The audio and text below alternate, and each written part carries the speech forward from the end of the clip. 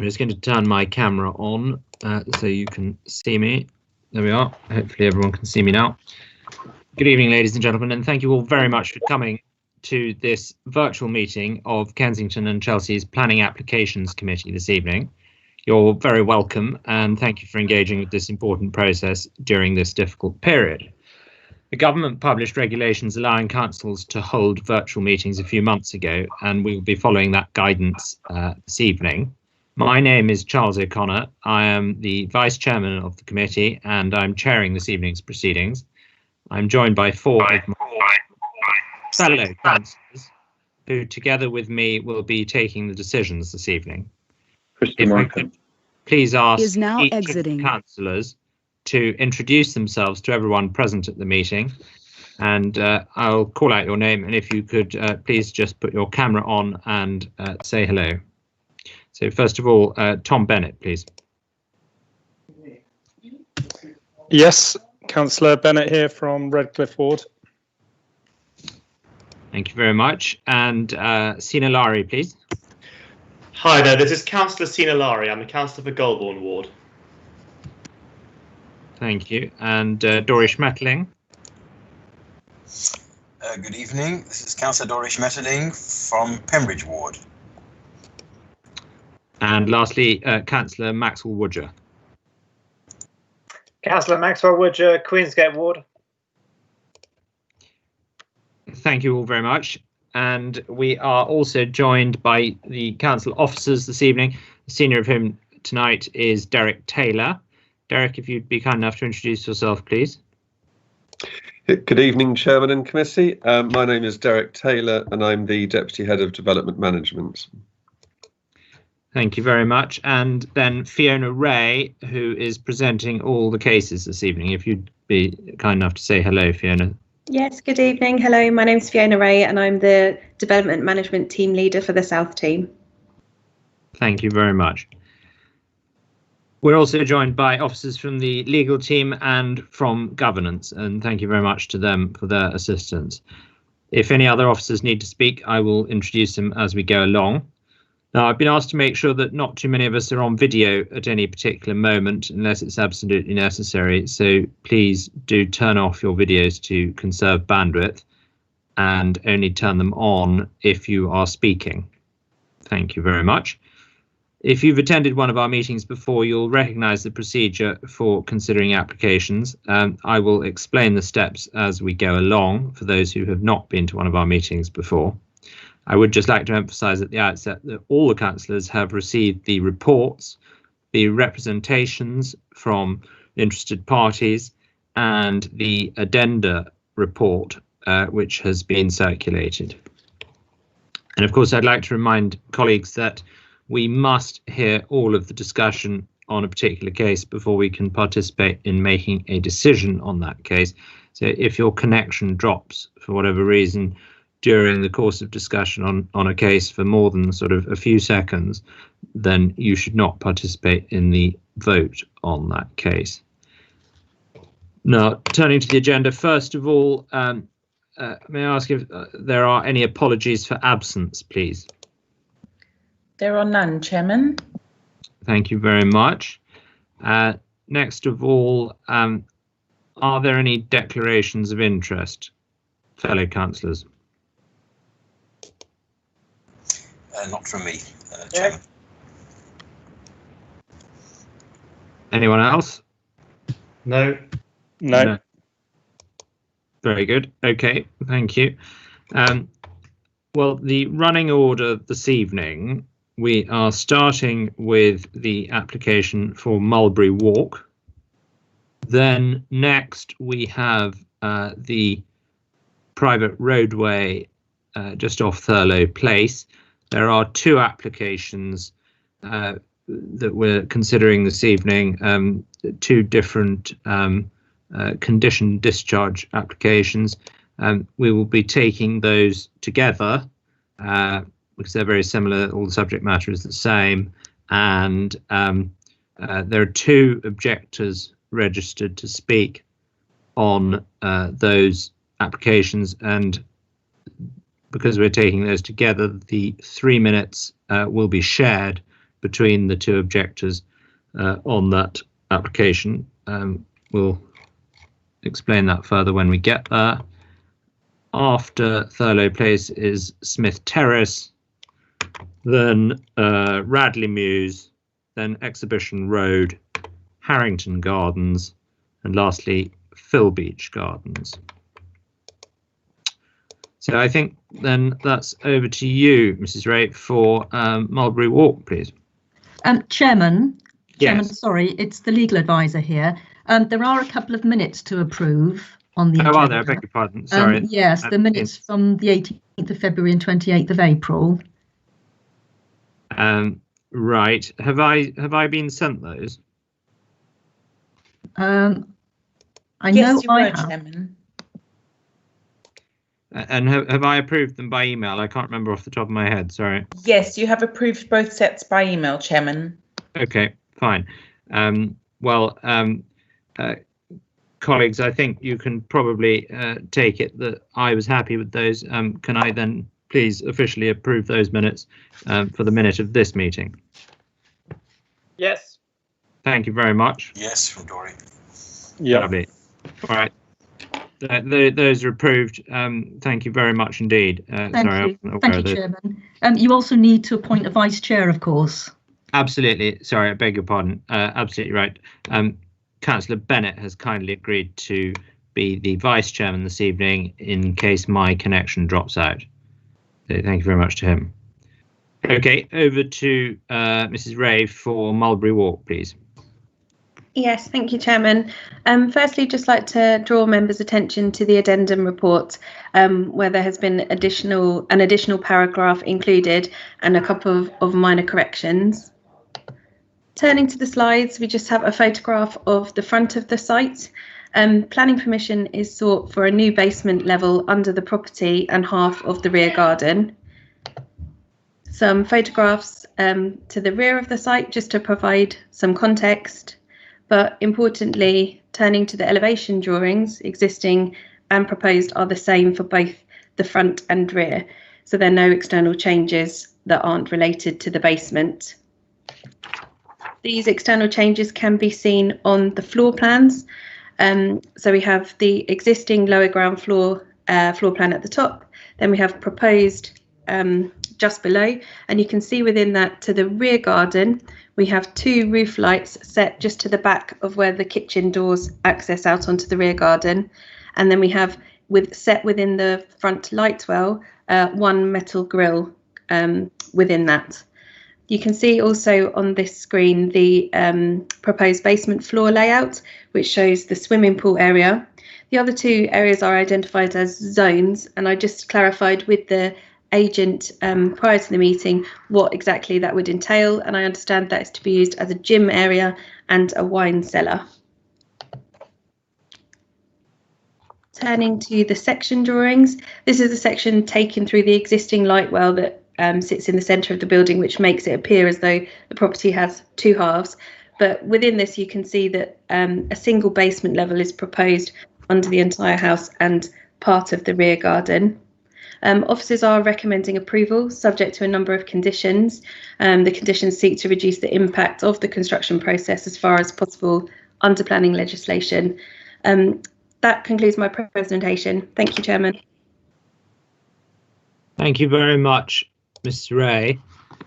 We have speakers for and against this application registered this evening. So first of all, I would like to invite Mr. Vialli to speak for up to 3 minutes about why he objects to this application. Yes, thank you, Mr. Chairman. Thank you, committee, for the opportunity to speak.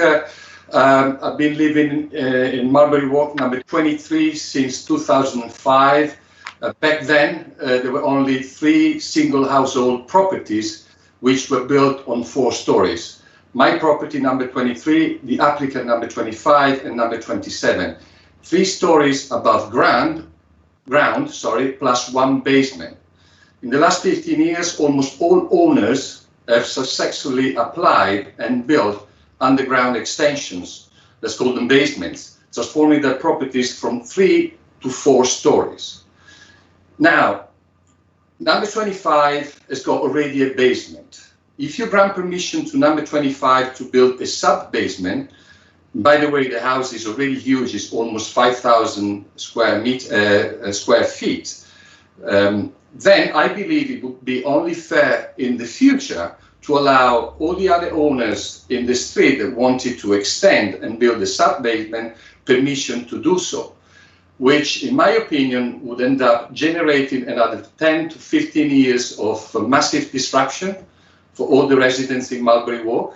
And I think it would hugely contradict the new planning policies guidelines introduced in 2017 in order to safeguard and protect the lifestyle and the well-being of the residents of the borough. Now, I know that because I've experienced that myself. In 2014, the council granted permission to build basements and sub-basements to number 21 and 19, which are just next door to my property, which was in line with the previous policies. And I quote, the council granted permission, but as long as the development can be constructed in such a way whereby there would be no material harm on the living conditions of neighboring properties. Now, let me just tell you that, you know, it's been going on for 36 months and will probably go on for another 8 months at least. The noise pollution and the air pollution has been unbearable. I had to deal with incredible noise drilling from morning to night. Unfortunately, builders don't apply to the construction practice and the code. They do what they want, and residents like me are left to fight with them in order to have exactly what they should be just doing according to the policies. The fumes, the dust. In my household, I've had 2 cases of cancer since the work started 36 months ago. And I believe that might be related to stress or to the dust and the fumes that we had to breathe in on the daily basis for 36 months. Where was the council when I had to endure with such a nightmare? So I'm pleading and begging you, please don't allow number 25 to build a sub-basement, because that is a sub-basement, because otherwise everyone else will be entitled to do it. I beg you not to give them permission to do that. And if you don't care about my own personal conditions, then I would like you to consider the fact that this property, number 23, is a listed building. And this building has been certainly already damaged by the fact that something so huge and so deep has been built next door. I'm sure that foundations has been damaged. There are cracks all over the side of the house. If you allow someone else to do exactly the same to the other side of the building, I'm sure that the building will be damaged forever and in a very severe way. I'm going to have to ask you to draw your comments to a close, Mr Vialli. Thank you very much indeed for that. It's exceeded your time. Sorry, can I just add 5 seconds? Do not underestimate the complexity of digging so much deep underground. There's plenty of water. No one can be successful unless they make the life of everyone else around them a nightmare for years. Thank you. Thank you very much. Thank you. Well understood. And now we have Mr. Kavanagh, who is the agent on behalf of the applicant. You also have 3 minutes. Good evening, Chairman and Councillors, and thank you for the opportunity to speak on behalf of the applicant. The proposal before you comprises a single level basement below the original lowest level of the application property and 50% of the rear garden area. The property is not a listed building. The case officer confirms in her report that the proposals would satisfy the relevant policies of the development plan and comply with the statutory requirements for development in a conservation area, and that the site is not in a flood risk zone nor a critical drainage area. There would be acceptable impacts in terms of flooding, drainage and the highway from the proposed development. Disturbance from building works would be minimised through the recommended conditions and the Code of Construction Practice for the borough. The application is supported by a draft construction traffic management plan, which has been reviewed by the Council's Transport Officer and is considered acceptable subject to submission of a final CTMP. It should be noted that a planning condition will be used to secure the submission of the final document prior to commencement of the development, and this will take into account coordination with other vehicles relating to other development proposals that may be granted in the meantime. In terms of design and appearance, the only external manifestations of the basement would be a new grille inserted into the existing front garden light well, a grille inserted into the existing side light well, which is not visible from the street, and 2 walk-on skylights to the rear garden at lower ground floor level. The planning case officer confirms that all of the external manifestations have been suitably designed in order to be subservient additions that would not draw undue attention to the basement below. The case officer also confirms that the proposals would preserve the character and appearance of the conservation area and would not materially affect living conditions enjoyed by the neighbouring occupiers. And if I could just touch on some of the points raised by Mr Vialli, I'd just like to point out that the subject property features a raised ground floor with an existing lower ground floor level and isn't comparable to the other properties that have had basements approved on Mulberry Walk, where they are a ground floor level, which is level with the pavement, and also that the lower ground floor level of the subject property is part of the existing building. And just to reiterate, the proposed basement is compliant with all of RBKC's applicable planning policy and is recommended for approval. Therefore, we respectfully request that the committee members see fit to approve the application. Thank you very much indeed, Mr Kavanagh. That's very helpful. Something very odd was going on with your camera, so we sorry about that. I do apologise. You look like a sort of green man, but anyway, thank you very much for your helpful comments. Right, colleagues, you now have the opportunity to ask questions to both Mr Vialli and Mr Kavanagh, if you'd wish to do so. Could you indicate that you'd like to ask a question, please, by typing Q in the meeting chat? I think, first of all, by the looks of things, we have one from Doris Schmetling. Go ahead, please. Thank you very much, Chair. First of all, to Mr. Vialli, I was concerned about the noise and dust and that you're suffering, but really, I'm just putting the question to you not to discuss it now, because it's not a planning matter, but really, are you not satisfied by the conditions? And there should be enforcement by the council. I mean, one of the conditions put down, or some of the conditions put down in this application, are to deal with issues like that, and the council is there to enforce it. I don't know how often you've contacted the council to complain about the other construction issues. So the question asked, but actually there is a planning question, Mr Vialli, are you satisfied with the undertakings given in the planning conditions and offered by the applicant?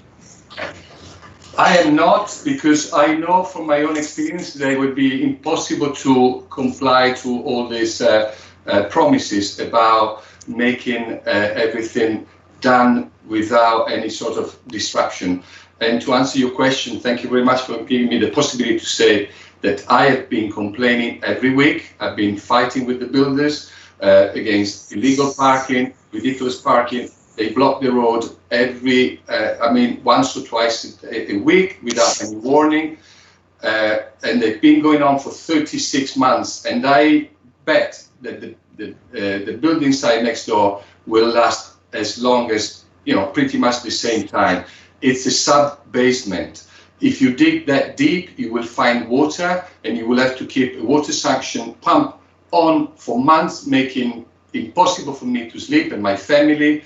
And it's been a complaint, and I've complained with the council numerous times. Until then, I got sort of tired of doing that, and I just decided, for my own sake, it was better to accept it. But it's poisoning me, and it will be happening the same next door. Thank you. Just as a follow-up, I'd just like to suggest to you that if you have any difficulties with enforcement, please contact your local ward councillors to take up the matter. Anyway, that's it. Thank you very much. I don't really have a question for Mr. Kavanagh, except to say if he's got funny problems with the camera, you can always turn off the background effects. Okay, Thanks, right. Chairman. Oh, there we go. I've sorted it now. It was a problem in my actual computer settings. So, yeah, thank you. Oh, there we go. Thank you, Chair. I have no more questions.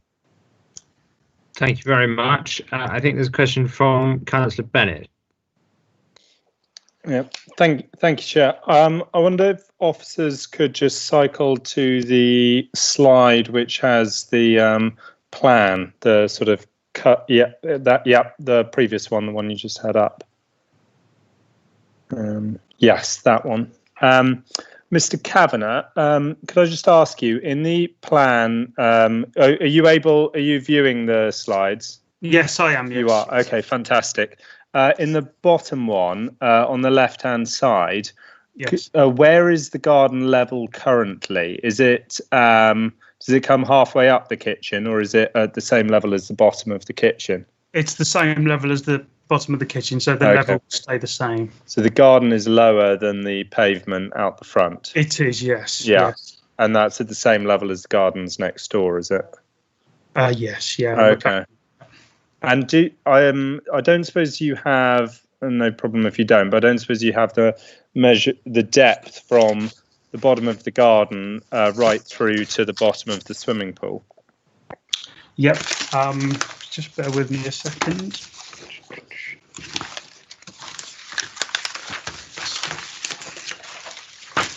Sorry, I did have a scale ruler.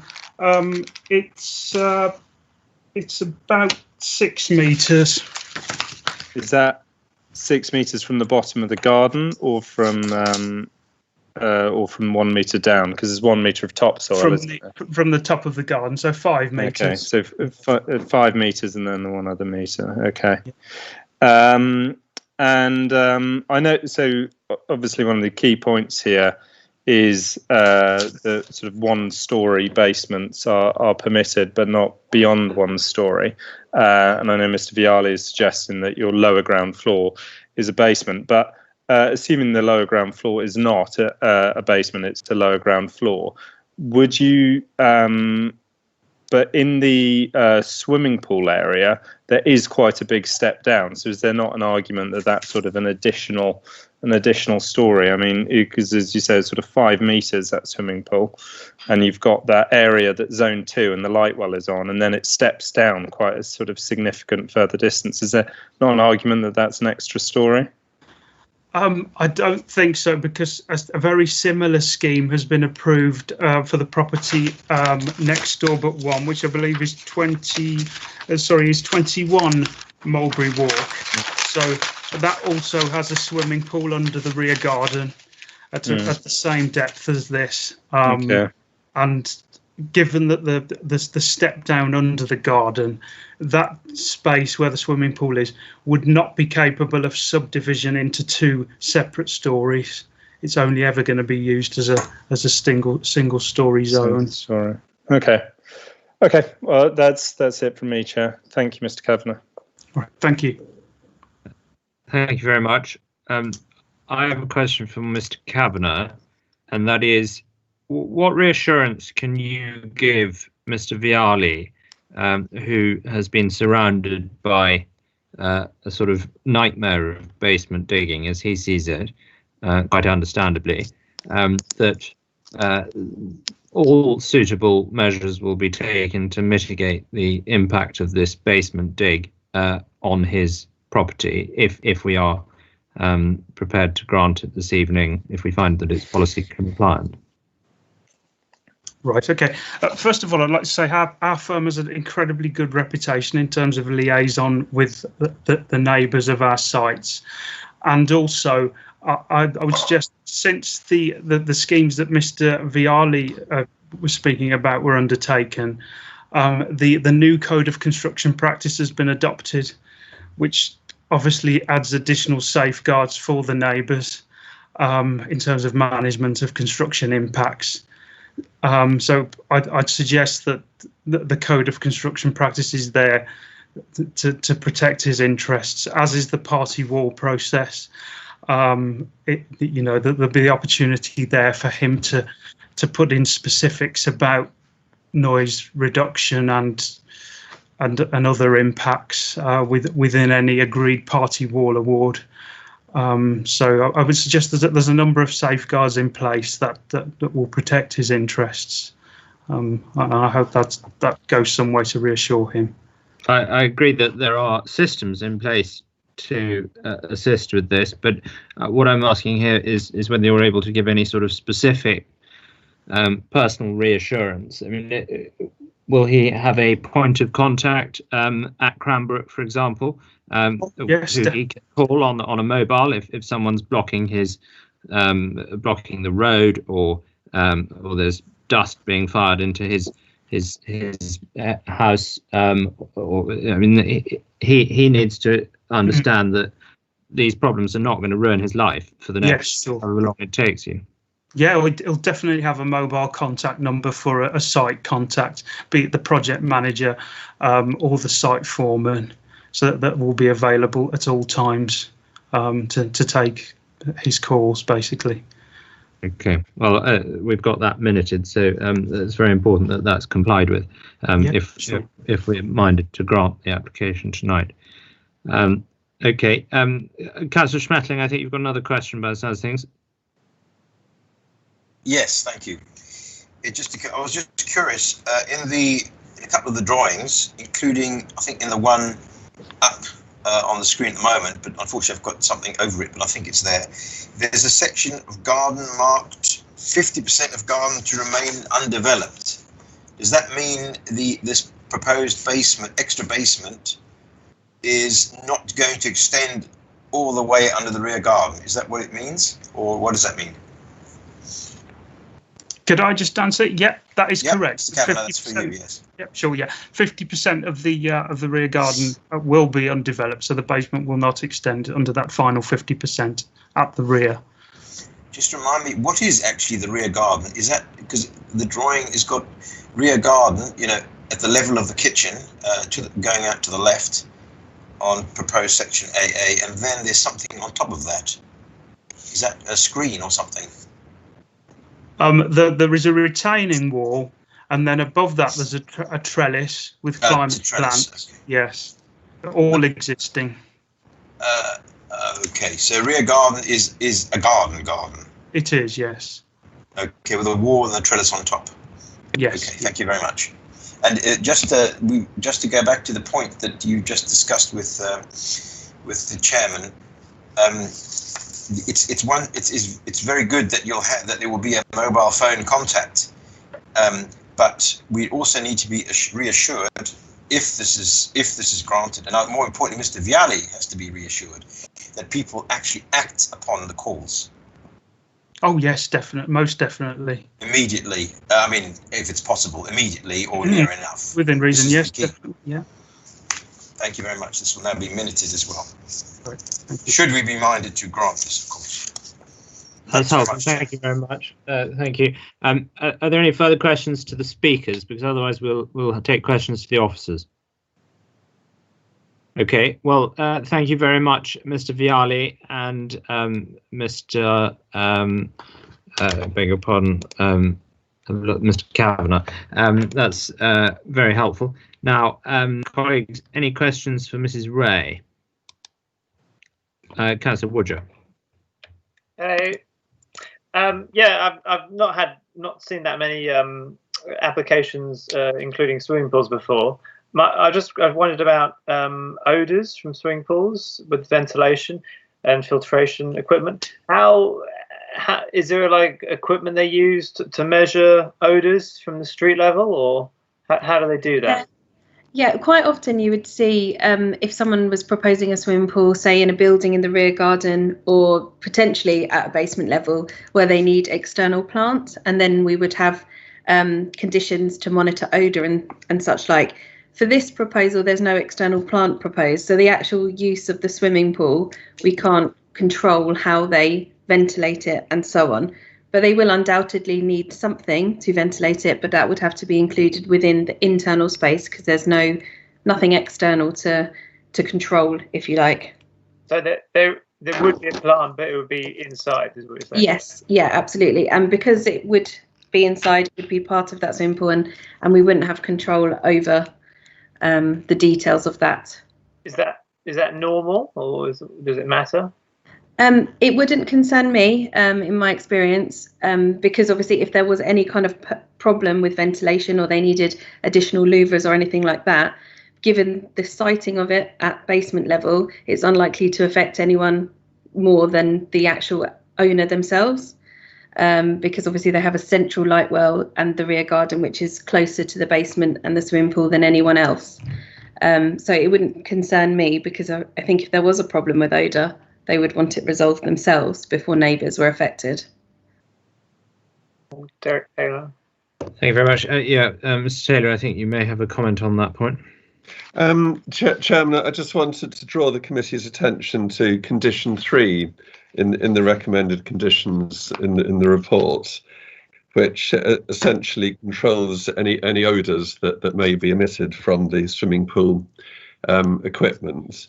And a little bit like the standard noise condition, the odour condition as recommended in condition 3 actually contains a switch-off clause. So in the event that the pool equipment was to malfunction in some way, then it simply couldn't be used if an odour was detectable until steps had been taken to rectify that.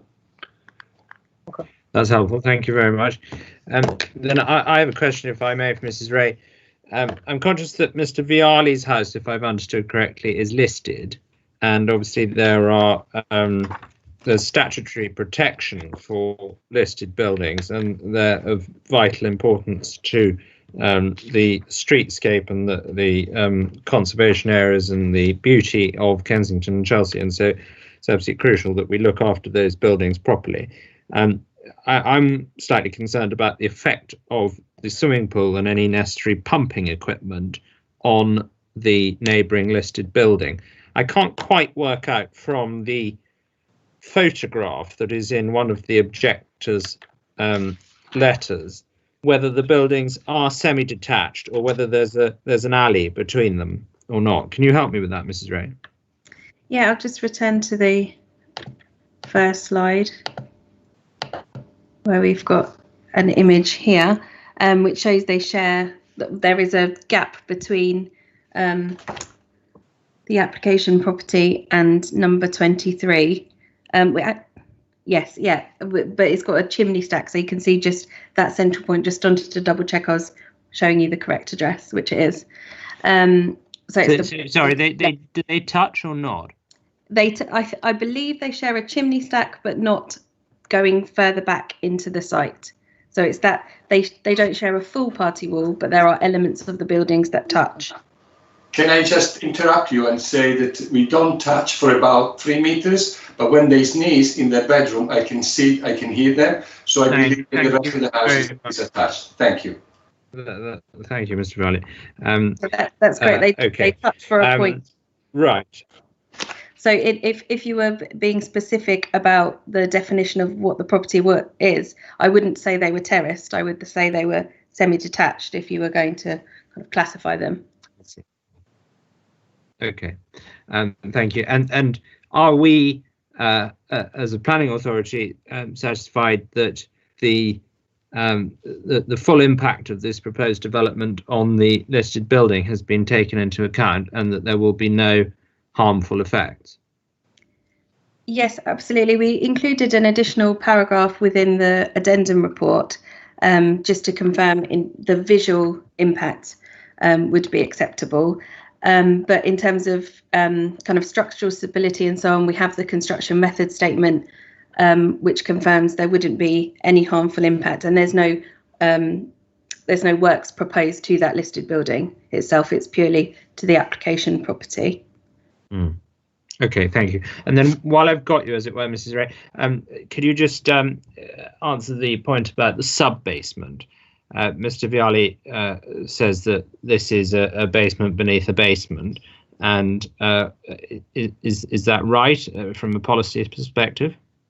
From a policy perspective, no. We have allowed other swimming pools within basements. It's a reasonable amount of excavation to allow for an additional story. We're not seeing multiple stories here. If they were proposing, say, 8 or 10 metres below and claiming that was a single story, then we would be having a discussion as to whether or not that was correct. But the depth proposed, we think, is reasonable and acceptable in terms of being one story, one additional story, and policy compliant. I see. And the fact that it's going beneath an existing lower ground floor is still acceptable in our policy terms, is it?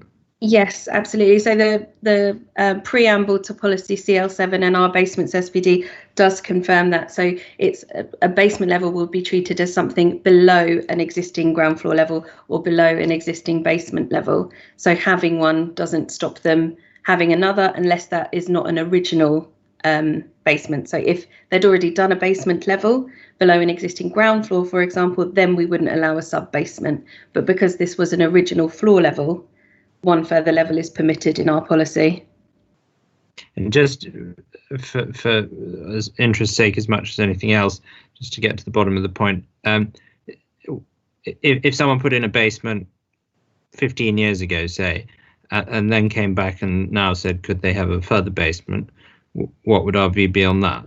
That would be, that would be unacceptable in policy terms. It would create a double basement because you're looking at the original building. So it's the original building. Okay, that's helpful.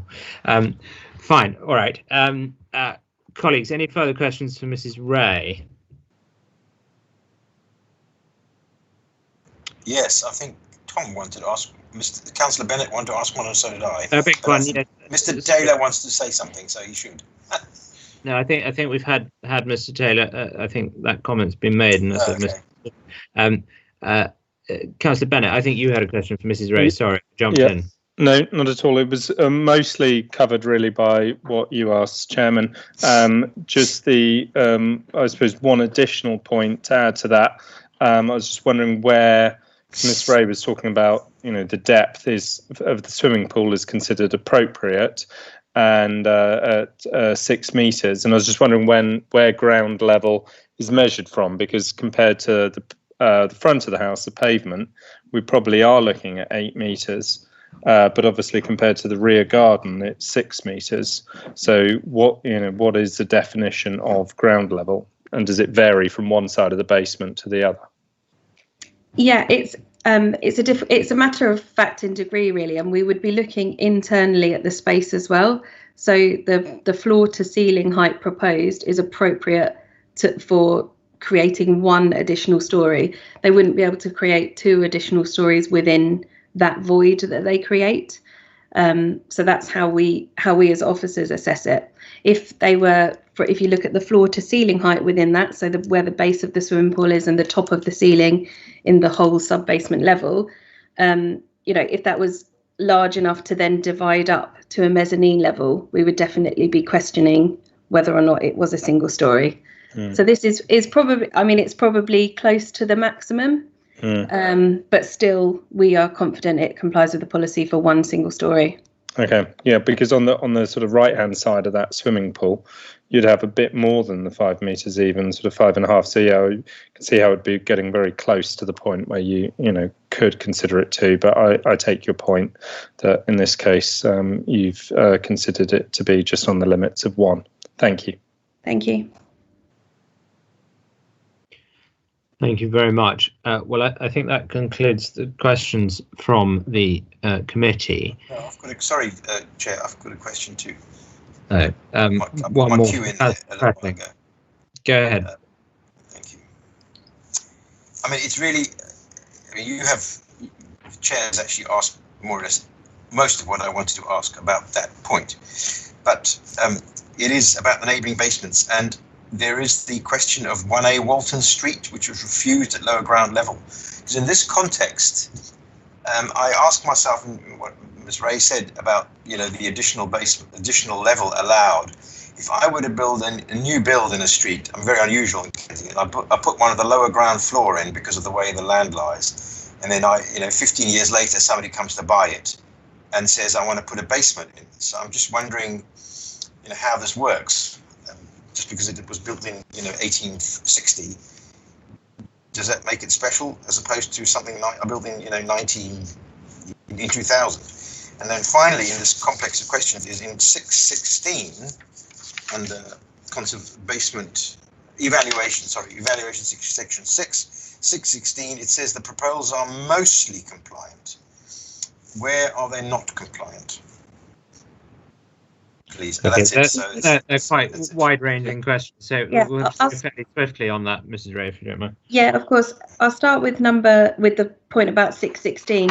The final CTMP is required because we do have some concerns about elements of it, but nothing that would be fundamental, so nothing that would stop us saying the methodology is loosely okay. So we'd want a final draft of a CTMP. So that's where 616 refers to. With regards to your other question about sort of original buildings and so on, I mean, there will always be a difficult line, but what I would say is if it was a new property with a kind of fresh start on a green or brownfield site, then we wouldn't be allowing a second basement. We'd probably be looking at when the basement policy first came in, and when basements first became an issue for RBKC. So we'd have to take each case on its merits. But that's quite a wide-ranging question, and I couldn't give you a definitive answer other than I think we'd have to be looking at when the basement SVT first came in. All right. Well, thank you very much. So I think that now does conclude the questions from the committee.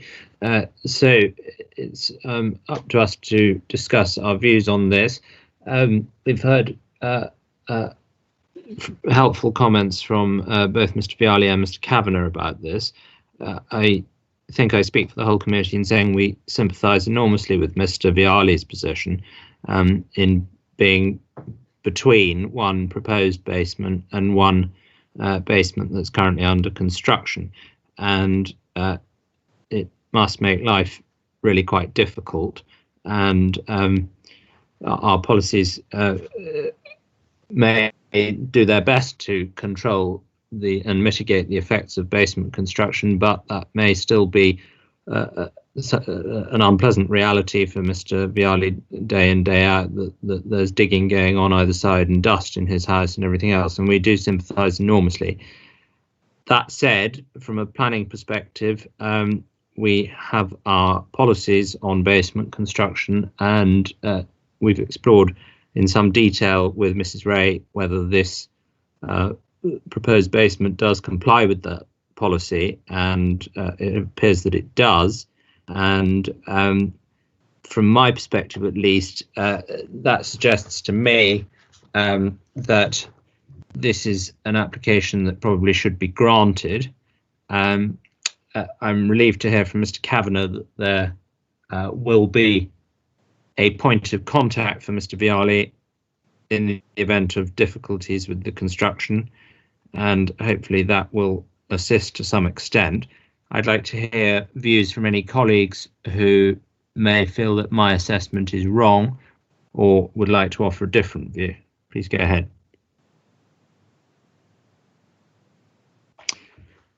Sounds as though there are no opposing views. Well, sorry, Jim, I think we should always allow a few seconds to get people to unmute themselves and maybe put the cameras on. I would just like to put into the pot the question that the compliance is very marginal, as we've heard, and it's very marginal. And I think we should maybe just dwell on the fact that this is well below the neighbouring properties. And but by the way, I just want to add here in parentheses, I agree that the construction noise and so on and the difficulties, that regrettably is not a planning matter. I'm merely speaking about the basement, the fact there's a basement and it's quite deep. And I think Councillor Bennett also addressed that point. And I really think we should just wonder where one draws the line, because it also seems if the house was built a long time ago, you can stick another floor under it, and if it's newer, you may not be able to. So, but of course, we'll have to investigate, as Ms. Ray said. But you can see that it's very marginal. And I'm just wondering whether one should allow yet another basement, which already has a basement, a sort of a basement. Yeah, well, I agree. Those are important points, and I think we've covered them to some extent with Mrs. Ray, and in our discussions.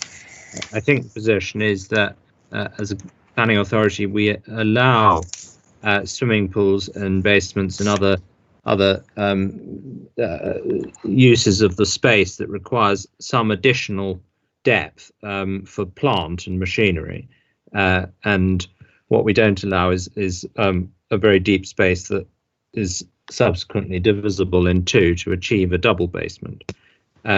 So I think it's quite important that we seem to be consistent on our decisions that we make as well. So I return to my view that this is probably acceptable in planning terms, but I certainly hear your points, Councillor Schmetterling, and they're valuable ones. I think in terms of the consistency, this is the thing. Consistency in what way? You know, one of the objectors raised the 1A Walton Street, which appears to have been a refusal at lower ground level. I don't know whether Ms. Ray or Mr. Taylor would like to comment on that. I know it's not the same street, but it's the same concept, apparently. It's a bit of an exam question, possibly, for officers, but if either Mrs. Ray or Mr. Taylor wants to add something quickly on 1A Walton Street, if you know anything about it, please do so. Unfortunately, I don't know without looking it up what the circumstances of that were. Yeah. Okay. Is that the same for you, Mr. Chairman? If I don't, I'm afraid, know what 1A Walton Street. But I would add it here, if it may help, that the interpretation of what would actually constitute a new basement level for the purposes of our policy has actually been considered by a judge in the matter of a judicial review up in, I think it was Princedale Road, where the judge heard arguments from the neighbour relating to whether or not the grant of planning permission under our policy properly constituted a single-storey basement within the terms of the policy. And the judge concluded that yes, it did. And in that case, there was an original lower ground floor, different in detail, but very much the same in principle as the original lower ground floor in this case. And the assessment of the basement here as being compliant with policy is actually consistent with the judge's comments in relation to the other one. Yes, I think that's very helpful. Yes, thank you. That was very helpful. Thank you. All right, colleagues. Well, I think we'll now put the matter to a vote. The procedure for voting, as you know, can you remind me, officers, do the committee need to put on their cameras and be seen to be voting on video, or can I just take an audio response from? Chairman, it's okay to have an oral response. If you could just go round the table, so to speak, and ask each councillor how they're intending to vote. Yeah, yeah. Thank you very much. All right. Well, the recommendation is that the committee grants planning permission with the conditions listed in section 9 of this report. I will vote in favour of the recommendation. And could I hear from Councillor Bennett, first of all, please? In favour of the recommendation, Chair. Councillor Lowry? Against the recommendation, Chair. Councillor Schmetterling? Difficult. I will vote in favour, so long as we make sure we have all those conditions stuck in with immediate response to problems. Yeah, all the conditions listed in the section 9 of the report are included, just to be clear on that. And Councillor Woodger? And the additional. In favour of the recommendation. Sorry, just to ensure that we're procedurally valid, Councillor Schmetterling, what is the additional condition you're referring to? The mobile phone, and there's a proper response to it, an immediate response, or as quick as possible. Yes. Reasonably possible. That we haven't made that Yeah, we haven't made that a planning condition as such, but we have got a minuted undertaking, if you like, from the agent of the applicant that will be made available, and the governance team have noted that, and that absolutely must be complied with. Can that be put in as a condition? Is that possible? I appreciate minuting is also useful, but can it be actually stick in as a condition? Well, it is not the planning condition that is before us this evening, and so the vote is on the recommendation as put forward. But with that point minuted and noted, as I've explained. So can I just clarify, are you still voting in favour of the recommendation? Yes, if it has the strength of the condition, yes. No. Let's put it as a minute. It is not a planning condition. Could we vote on it and to apply it? Is that possible? We'll have to go back to officers on that. Yeah. Chairman, the difficulty here is that you have actually already voted. The vote has been taken. It was 4 in favour and 1 against. There was no motion beforehand to include a condition. But as you rightly say, it is minuted. I'm sure the foreman or manager will respond to phone calls as quickly as possible within reason, obviously. So that is in the minutes, will be in the minutes, but we've gone beyond really imposing a condition now that we've already voted on the item. Yes, quite. So what I'm just trying to get to the bottom of is whether we're actually 3-2, because Councillor Schmetterling is changing his mind, because this is not a planning condition. So can I just hear from you on that, Chairman? Sorry, if I could just make a comment. Yeah, please. If I could draw the committee's attention to condition 8, which relates to the considerate constructors scheme. Then you'll see in the 4th line of condition 8, there is actually a requirement for the developer to include the contact details, for the site form and the company, in a manner that can be read by members of the public immediately outside. It doesn't require an immediate response, but at least it goes some way in ensuring that the contact details are always displayed there, and would be updated as necessary during the building work. If that provides you with some reassurance, Councillor Schmetterling, I just need to know whether. I understand. Yeah, I would say yes. Thanks, Mr. Taylor. I was aware that this is available. That this is a requirement of the considerate constructor scheme. But I just wanted to check with officers that. I think I've had an answer. Is that it's not just there pro forma, and yep, there's a phone number anyone can call and nobody does anything about it, because there seems to have been a problem from Mr Vialli. He's had a problem in the past. I'm not saying with this set of builders, but with previous builders who appear, and I can only take his word for it at the moment, who appear to have not, taken into consideration the problems they've been causing. Apparently, that's all I can say. And I just want to make sure if it's minuted and we can refer to the minutes and say this has been done on that basis, then it's good enough for me. Right. So you can vote for it.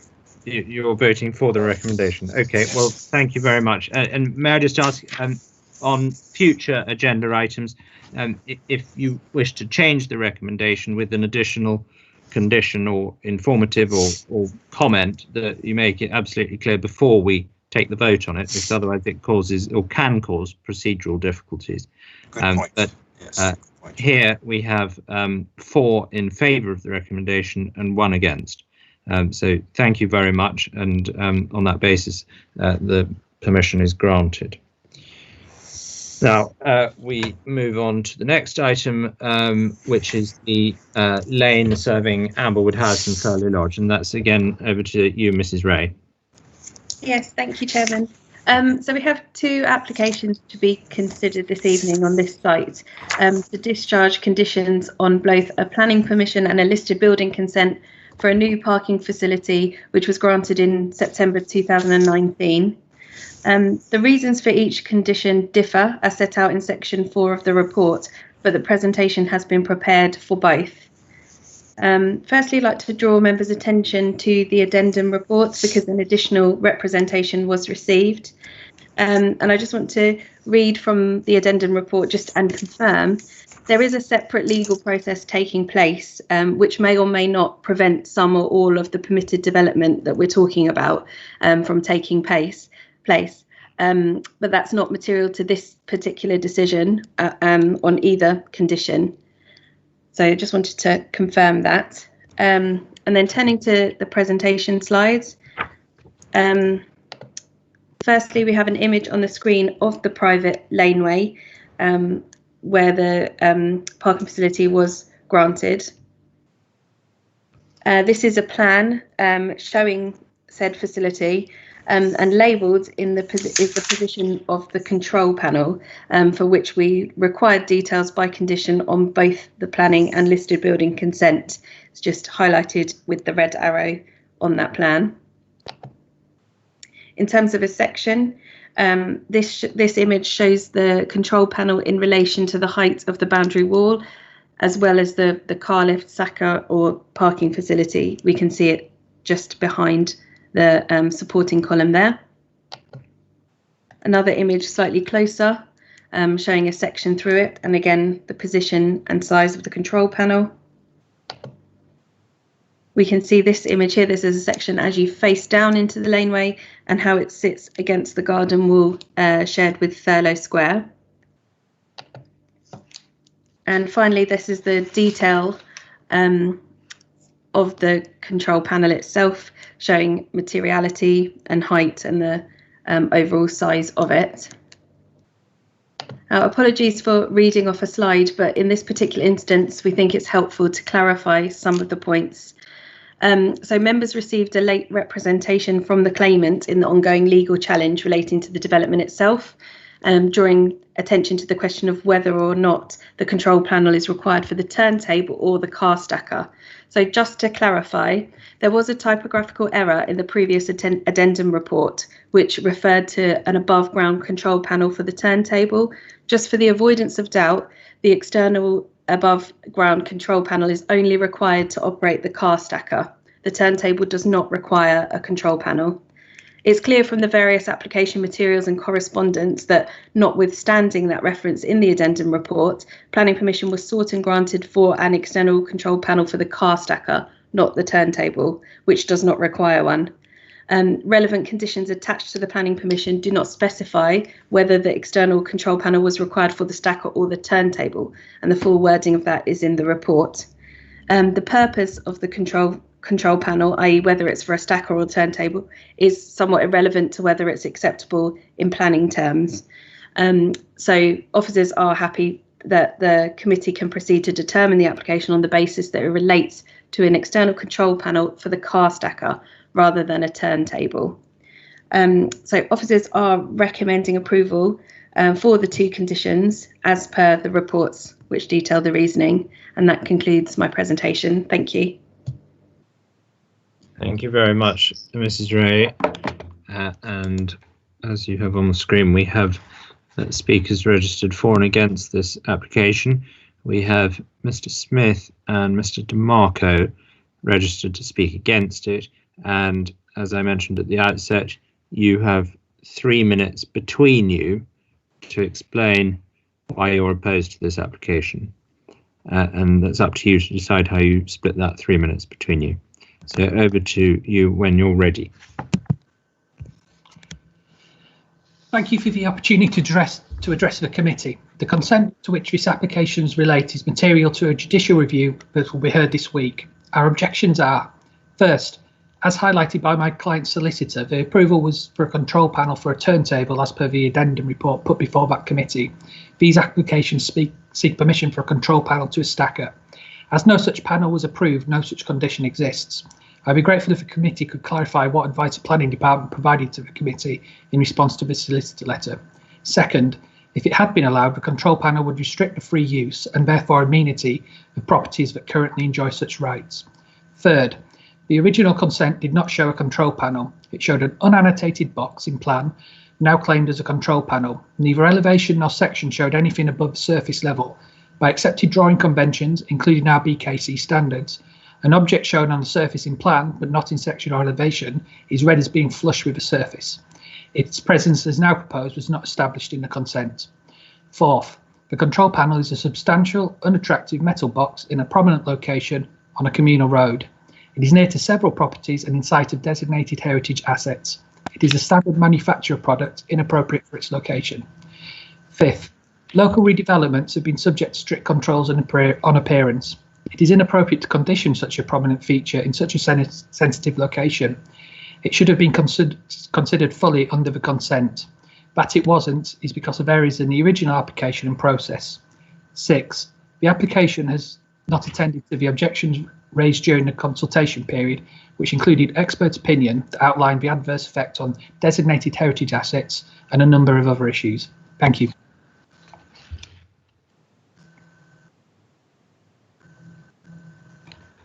Thank you very much. Is Mr. DeMarco there? Yes, I am. Now you have about a minute and 10 seconds to take out the rest of the time. Good evening. Thank you for the opportunity to speak. As I outlined in my submitted objection, I reside at 16 Thurloe Place and I'm director of the Freehold Company. I live adjacent to the road where the proposed excavation would take place. We're surrounded by several large-scale building works, and we do not feel that any consideration is being given to our quality of life. I can attest to years of disruption caused by the protracted building works at Amberwood House. The movement of heavy trucks has already disrupted the York stones adjacent to the building, causing rising damp. The damage has only been repaired last week, and further work will undoubtedly be required if the adjacent road is excavated. This week I was rather alarmed by the behavior of Amberwood House. The builders who undertook the necessary works to repair the damage to the exterior of 16 Thurloe Place came under abuse from someone purporting to be or representing the owner of Amberwood House. This was followed up with email correspondence threatening legal action. I understand that an additional application has been made by Amberwood House to erect a gate affixed to the walls that are not its property, but one of which is ours. Merely making such application is yet another indication of the disregard that Amberwood House has for the property rights of its neighbors. Given such behavior, I am afraid as long-term residents, we can't rely on Amberwood House to act reasonably during what will be further disruption. We do not enjoy a party wall agreement with Amberwood House. After so many years of ongoing building work, there needs to be an end. I strongly urge the committee to formally reject this application. Thank you. Thank you very much, Mr. DeMarco. That was very helpful. And now we have Mr. Hawkley, who is the agent of the applicant, registered to speak in favour of the application. So, Mr. Hawkley, you also have 3 minutes. When you're ready, please. Good evening, Mr. Chairman and members of the Planning Committee, and thank you for the opportunity to speak on behalf of the applicant. I note that 4 objections have been registered. 2 of these appear to relate solely to the development that has already has planning permission and listed building consent, namely that approved by RBKC Planning Committee on the 18th of September 2019 for the excavation and construction of a below-ground parking facility for 2 cars, installation of car turntable, landscaping works, replacement entrance gates, and associated works. It's therefore important to note that the car stacker and principle of the control panel are already approved by those consents, and the matter for members' consideration this evening is solely whether or not Condition 12, Part B of the planning permission has been met by the application we have submitted. We note a separate application has been submitted by GMA Architecture to discharge the corresponding condition on the listed building consent, Condition 3B, and as the details are the same, the statement also applies to that application. Condition 12, Part B requires detailed drawings or samples of materials as appropriate in respect of the proposed control panel on the private driveway, shown on approved drawing CL01 Rev B. The reason given for the condition is to preserve the appearance of the building and the character of the area in accordance with policies of the development plan, in particular policies CL1, CL2, CL3 and CL6. In other words, the condition requires further details of the appearance of the control panel to allow officers to assess its visual impact and acceptability, given the heritage context of the site, being located within a conservation area and adjacent to a listed wall. We have reviewed the committee report prepared by officers and note that they have responded in detail to the objections that have been raised and undertaken a full assessment of the appearance of the control panel. We are pleased to see that having considered the objections raised and the material submitted, they are recommending that committee members approve the discharge of Condition 12, Part B and the associated listed building condition. We urge members to approve the application in line with their recommendation. If members have any queries, I will try to assist with these. Thank you. Thank you very much, Mr. Hawkley. So now we have an opportunity for colleagues to ask questions of either of the objectors or the agent of the applicant.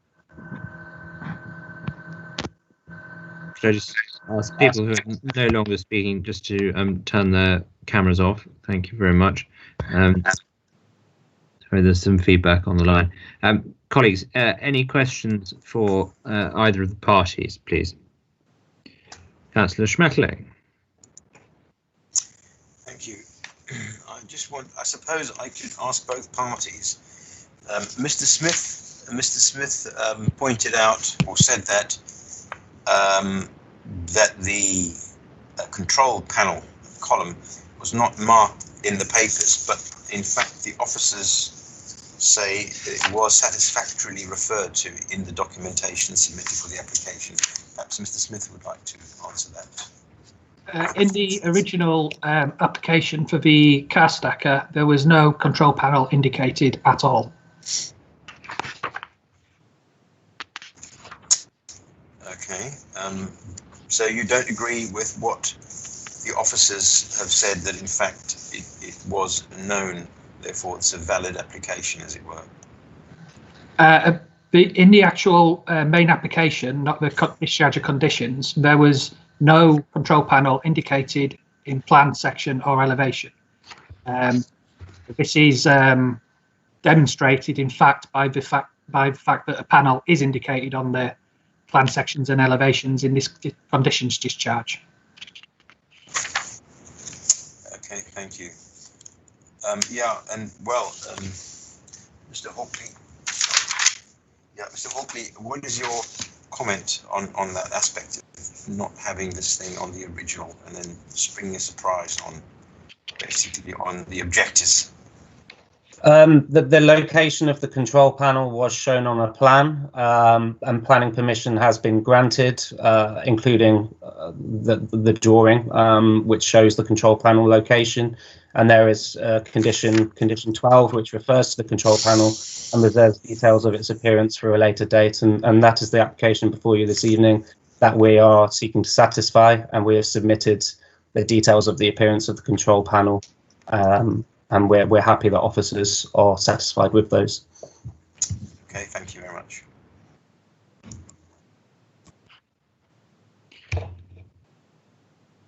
I have a question for Mr. Hawkley, and I'll explore this with officers in a minute. But could I just check, please? Is this producing additional car parking space for your clients, or is this car parking space that exists anyway? The car parking spaces that were approved under the previous planning application. This application is only regarding the control panel itself, and it's not in relation. I appreciate that, and I understand why you say that.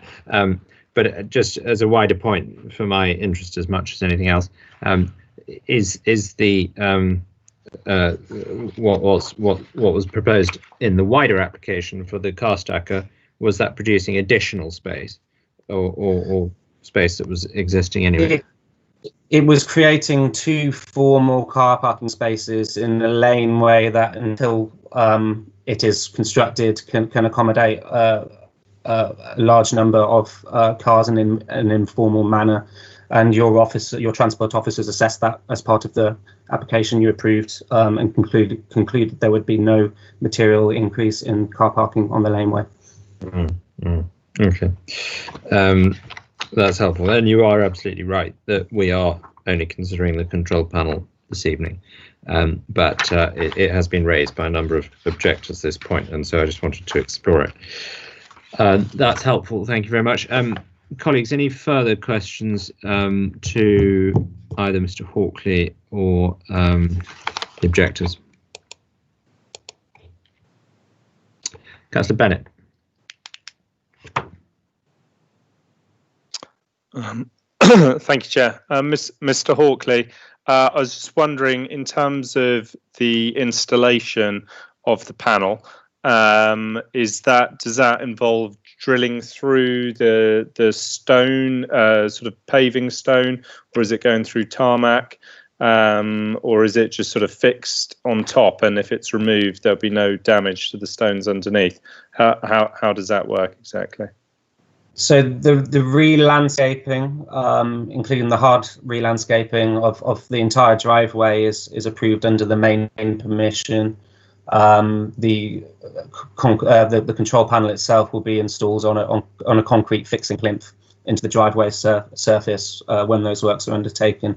It's completely separate from the listed wall, as shown on the drawing on the screen now. Because the plinth there was the plinth. Are you saying the plinth was approved in the original application? It's just a method of affixing. It's part of the control panel itself, which will, as you can see in that section, attaches to the re-landscaped laneway. Because the plinth seems to be outside of the excavation necessary purely for the stacker. It seems to be a little bit further to the right, so it seems to require additional excavation. Would you contest that? Yes, the red line for the application, the previous application, which you've already approved, encompassed the area that the control panel is being erected in. And as I said, the re-landscaping works were approved as part of that, and this is part of those works. Okay.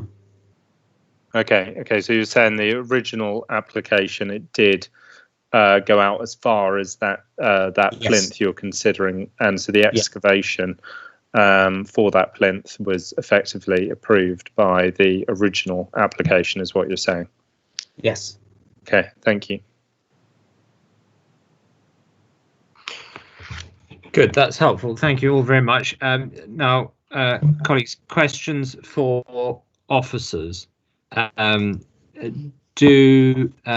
Does anyone have any questions for the officers? I think Councillor Woodry, you do. Hello. Yeah, my main question is, we're just voting on the control panel. So if we hypothetically were to refuse this application, they would just apply again for a different control panel. It's not actually stopping what was the previous application. Just want clarity on that. Yes, that's correct. You'd be refusing because it doesn't satisfy the reason for the condition. That's correct. Okay, so it's basically, are we satisfied with this control panel essentially? So it's a pretty tight we're voting on. Okay. Yes, absolutely. Yes. Fine. Okay, that's it. Yeah, that's very helpful. We just have to remember that this is a very limited point that we're considering this evening. Councillor Lowry. Hi. Yes, given this is only, as Chair mentioned, just for the control panel, do officers have any experience with similar sorts of applications for control panels coming forward, and whether they've generated much opposition and objection in the past, and what's been done to deal with them? It's something that's relatively new to me. I haven't come across this particular argument in committee before. I think that's quite a good question, and Derek Taylor may have more examples, but I can speak from my experience in RBKC, that we have had a number of car stackers allowed previously in the conservation area.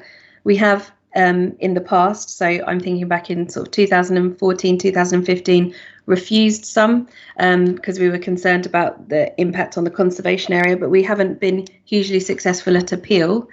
But it's always been on the car stacker itself. The control panel has always been a kind of secondary part of the development that often comes with it, and is necessary to control it. As a standalone structure, as one single thing, there is an argument that it may not require planning permission in certain circumstances. But as part of this development, when it was considered back in September 2019, it was important to secure details of its appearance, which is what we have done. And that's why the condition is before you. I don't know if Derek Taylor has any other examples or experience that he could refer to. Well, Chairman, I don't have examples to refer to, but what I would say is that there are quite a few control panels around. They're often used to gain entrance, through gates into a parking space. They would often constitute permitted development in their own right, depending on their size and position. It's an unusual planning condition, actually requiring details of the appearance of a control panel. So I don't think there are many comparables in terms of that sort of condition. Obviously, in this case, the condition was considered necessary because at the time planning permission was granted for it, we didn't know the detail of the control panel. But it's not a common sort of condition, no. That's helpful. Okay, colleagues, any further questions for officers? May I explore that a little bit? I mean, in a sense, that answered most of my queries on that. First of all, I'd like to point out that officers think that 1.65 meters is a modest height. I know I'm not the tallest of people, but I'm 1.65. But it's not that small. But you can see in the picture further along that in the example given of what it looks like, it's a height of a control panel. Where most people can get at it. There's an actual photograph, sort of a simulated, an artist's impression of a photograph. I mean, this is the difficulty here is, I suppose, that if we refuse this, I mean, the design of this is just standard. It's a bog standard aluminium type or steel type box on a stand. I mean, what are the alternatives? And maybe following on from the question earlier, I mean, if there's been some experience of this, I mean, what could it look like? I mean, they want to fake a 19th century lamppost or something. So I'm just, if anyone can comment, Mr. Taylor or Ms. Ray can comment on that sort of thing. What's the alternative, basically? Well, I think, Chairman, the decision for the committee is really whether the brushed stainless steel or bronzed finish enclosure is a suitable finish for the control panel.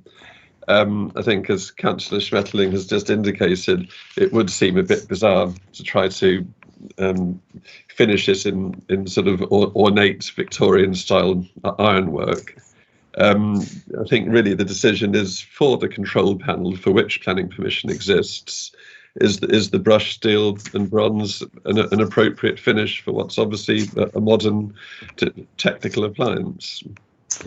Thanks very much. Could I just ask one question in this connection? That, I mean, there seems to be a disagreement by the objector that the original drawings or the original, there was no indication of where this control panel would be because it was a nondescript square on the square somewhere.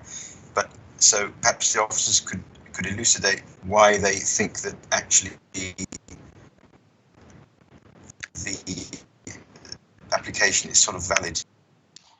I think that's the whole premise of the judicial review under consideration. So we are defending the decision and we are confident that permission was valid and granted, but the claimant has a differing view. That's probably all we could say on it, unless Mr. Taylor would like to offer anything more than that. Well, I'm certainly not going to comment on the sort of linked legal arguments. I mean, in town planning terms, there is no doubt that planning permission has been granted for a control panel. I mean, that's evident in the fact that we have a condition attached to that permission requiring details of the proposed control panel. So there can be no doubt that a control panel forms part of that permission. And the purpose of this condition is to establish the form and the appearance of that control panel. Its purpose is not part of the condition, merely basically its appearance and its impact upon the character and appearance of the conservation area or the impact upon the setting of the listed building. But those are the only matters before you. That's very helpful, Mr. Taylor, and thank you, Mrs. Ray, for your comments as well.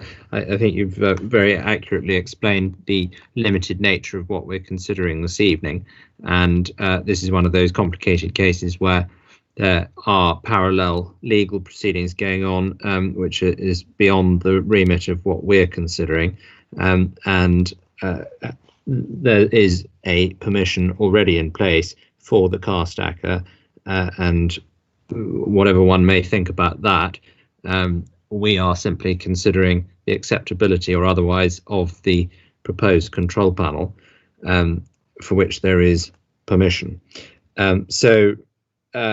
Colleagues, unless there are any further points, I'm sorry, I see Mr. Smith is putting his hand up virtually. I'm afraid we can't hear you now.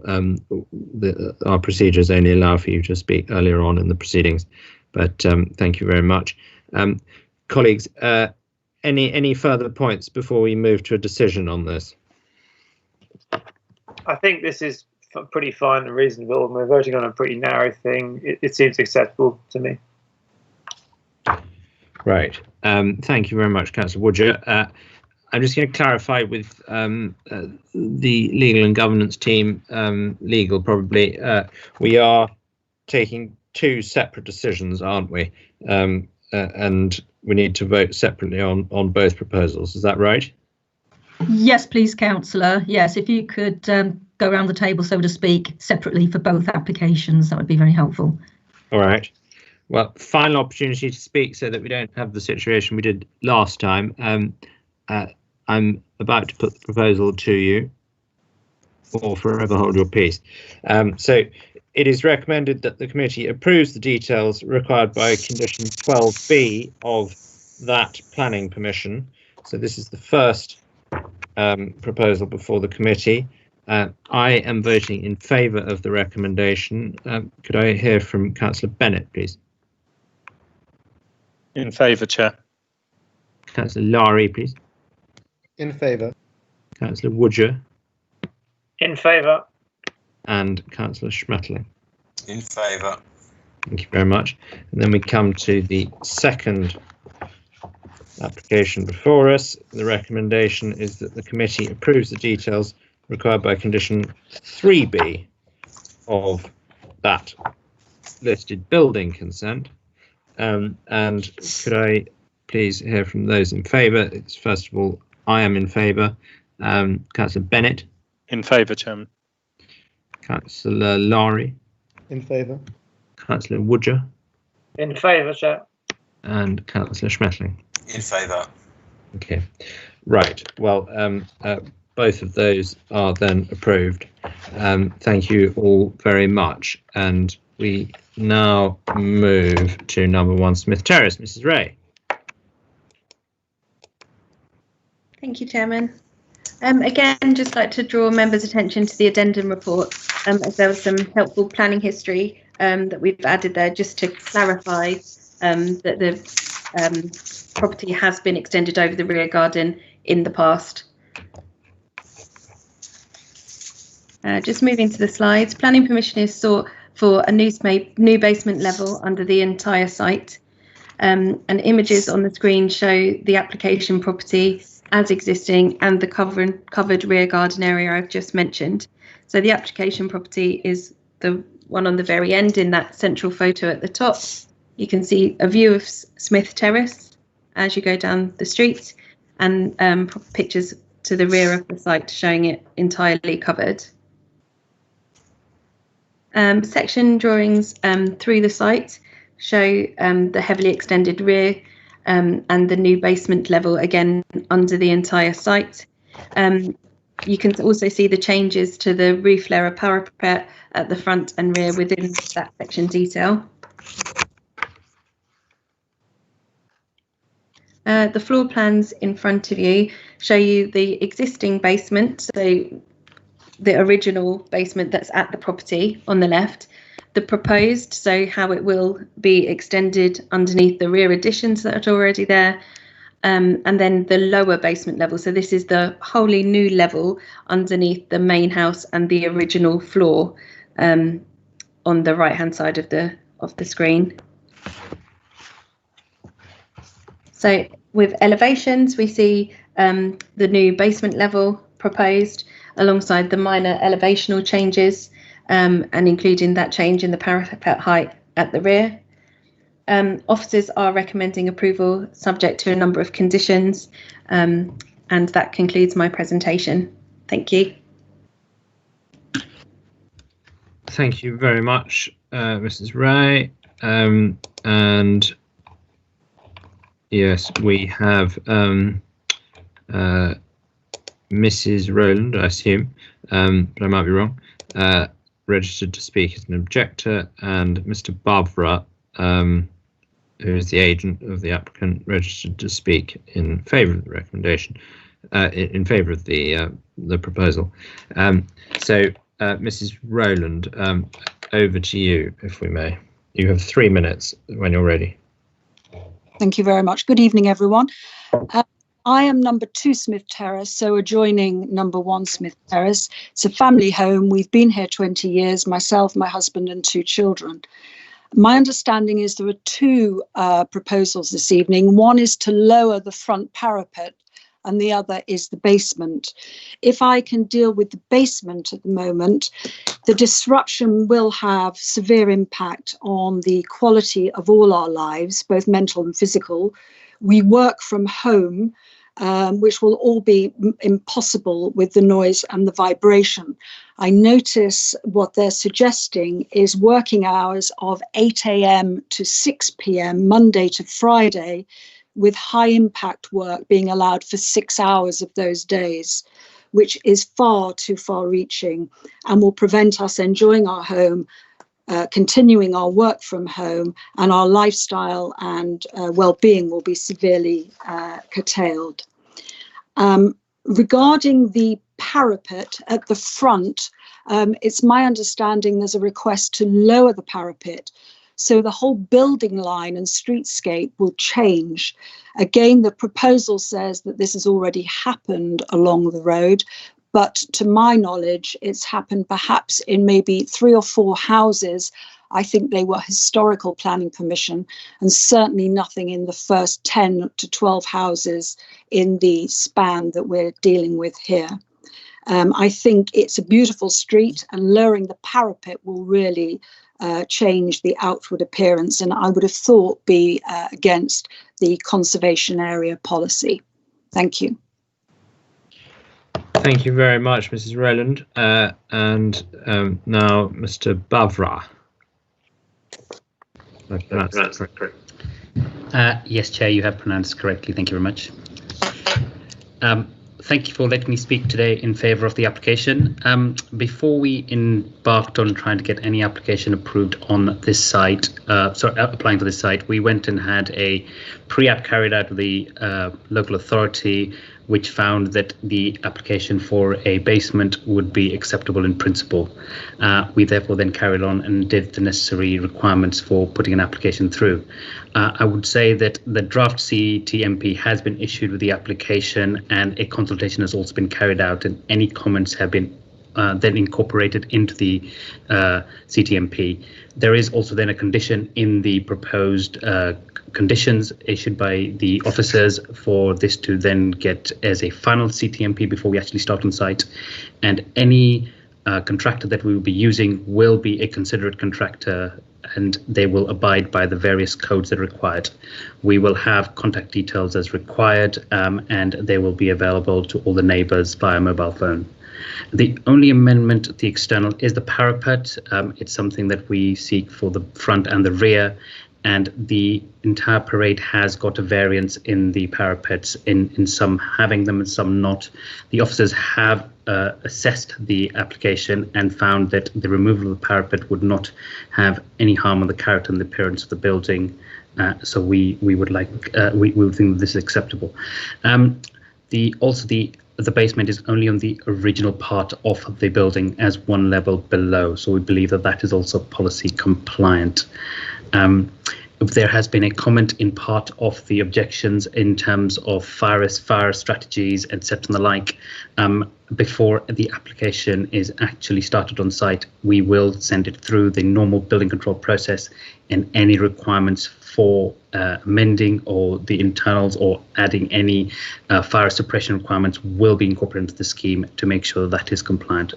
Overall, we believe the scheme is policy compliant, and we would like the committee to see favourably. Thank you. Thank you very much.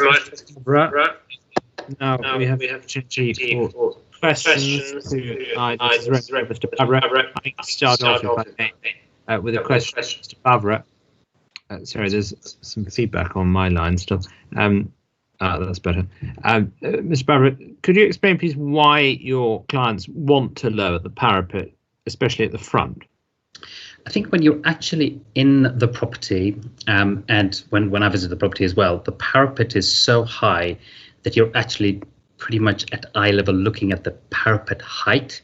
So to actually enjoy any views out of that room are pretty difficult, because when you get to the rear is where there is an existing bathroom. So having any visual amenity in the room is pretty difficult. So I can fully accept why the applicant has seen that as being something that would be that would make a more enjoyable space. It's one of the things that if we see in other schemes, if parapets haven't been reduced in the parade, we would resist from the applicant to start off with. But in this instance, it seemed that some had already happened. It would not be a detract from the external appearance of the building. Okay, I think we'll go with officers in a minute to the photograph of the terrace. But it's my understanding, and I know the street reasonably well, that very few of the parapets have been lowered, and certainly none of the ones close to. There is the photograph. It's appearing slowly on my screen. Certainly none of the parapets immediately adjacent to number one. I note your point that officers have recommended it for approval, but I have very significant concerns about breaking up the equal parapet height that runs along the majority of the street, regardless of the fact that it may have already happened in certain places in the street. I don't think allowing it to happen again makes that any better. That's just a comment. Colleagues, any questions for either Mrs. Rowland or Mr. Bavra?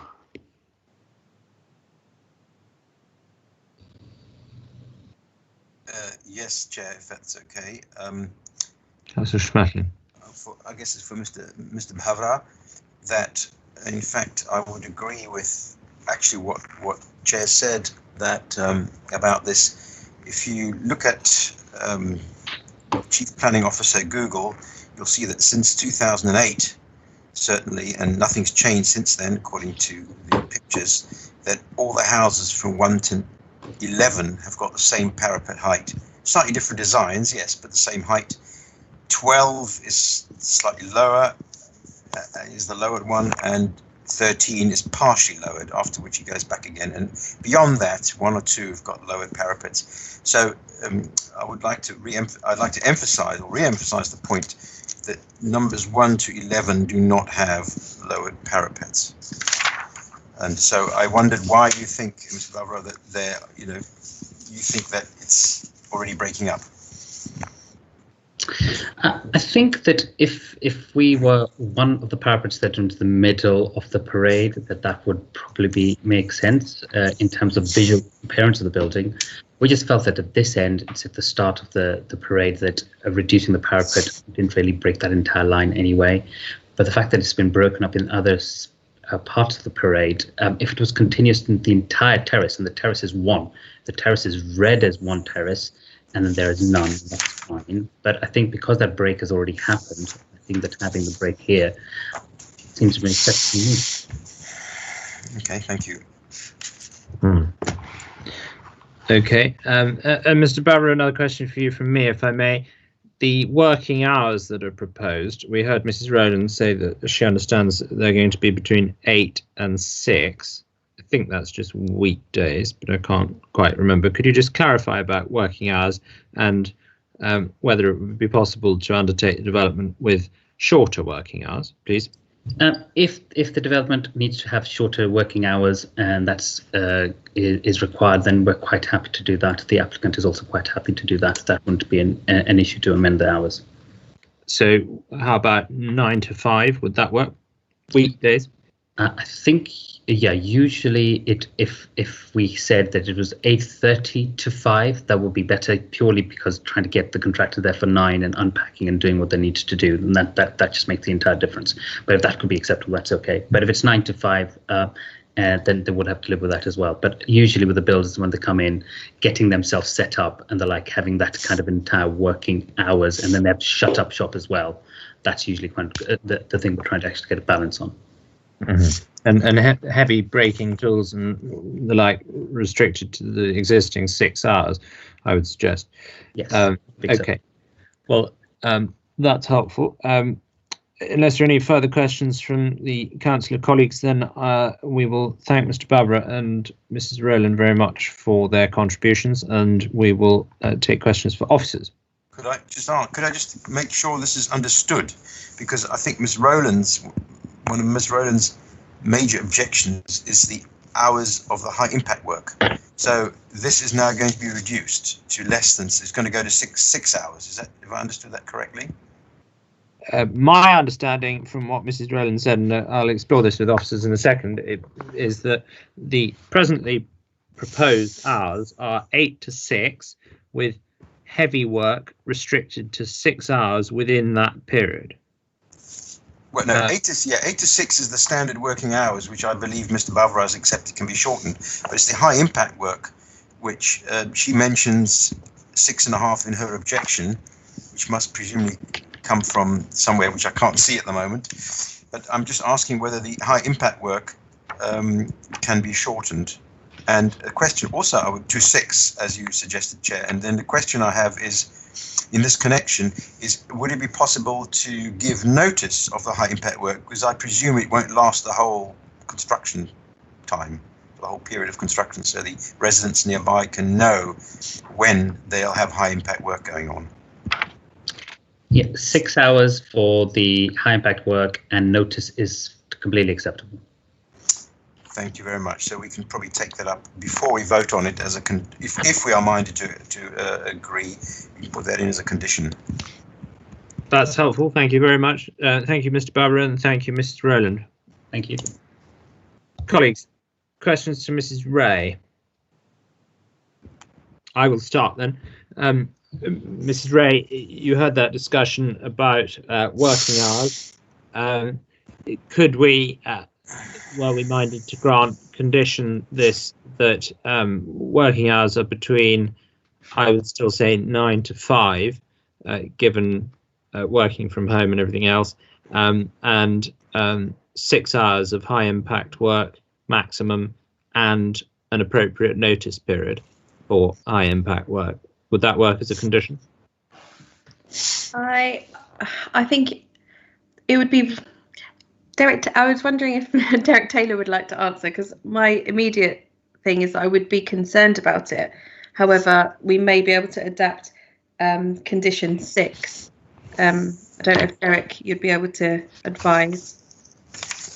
Well, through you, Chairman, what I would advise there is that condition 6 obviously is the hook by which any planning permission granted here would be linked to the Code of Construction Practice. One of the aspect A of the condition requires a site construction management plan. Now, the sort of part of the key questions within that, there's a pro forma that the construction management team have provided to be filled in by developers for their site construction management plan. And that actually includes the part which specifies the use of percussive tools, power tools, high impact building work. And that enables both the tools and the time of their use to be notified to neighbours. It includes a consultation process with neighbours, and of course it's monitored by the construction management team. And that would fix the hours for any particular site according to the circumstances of that site. Right, that's helpful. Actually, that's very helpful. So does that mean we could note here that the hours that Mr. Bavra has accepted and have that woven into the construction management plan, site construction management plan. I'm going to jump in there, or as a standalone condition, if that's an easier way of doing it. It could be a standalone condition. Many councils do use standalone conditions to control construction hours. They aren't used at all because of the Code of Construction Practice. That we don't have standard conditions here or standalone conditions on working hours because of the Code of Construction Practice. Hence my question whether it could be woven into that if we can't do it the way the chair suggested. It could be woven into that. Another mechanism could be to add an informative, which would be recommending something that would then ultimately be approved by the construction management team under the code for condition 6. I don't think that works terribly well, Mr. Taylor. I think what we're trying to achieve is a planning condition, given the applicant's agent's agreement, that the work will only take place within certain hours and on the terms discussed. I mean, I take your point that we may not have standard wording for it, but that's not beyond the wit of all of us and the planning team to come up with appropriate wording to enshrine this as a planning condition, is it? No, I mean, it's entirely within your gift to do that. You simply have to be satisfied that such a condition is necessary in the context of the Code of Construction Practice, but obviously you can conclude that it is. Yeah. Well, we can certainly come to that once we sort of put that open to the wider committee for discussion, but given the applicant's agent's agreement to it, and to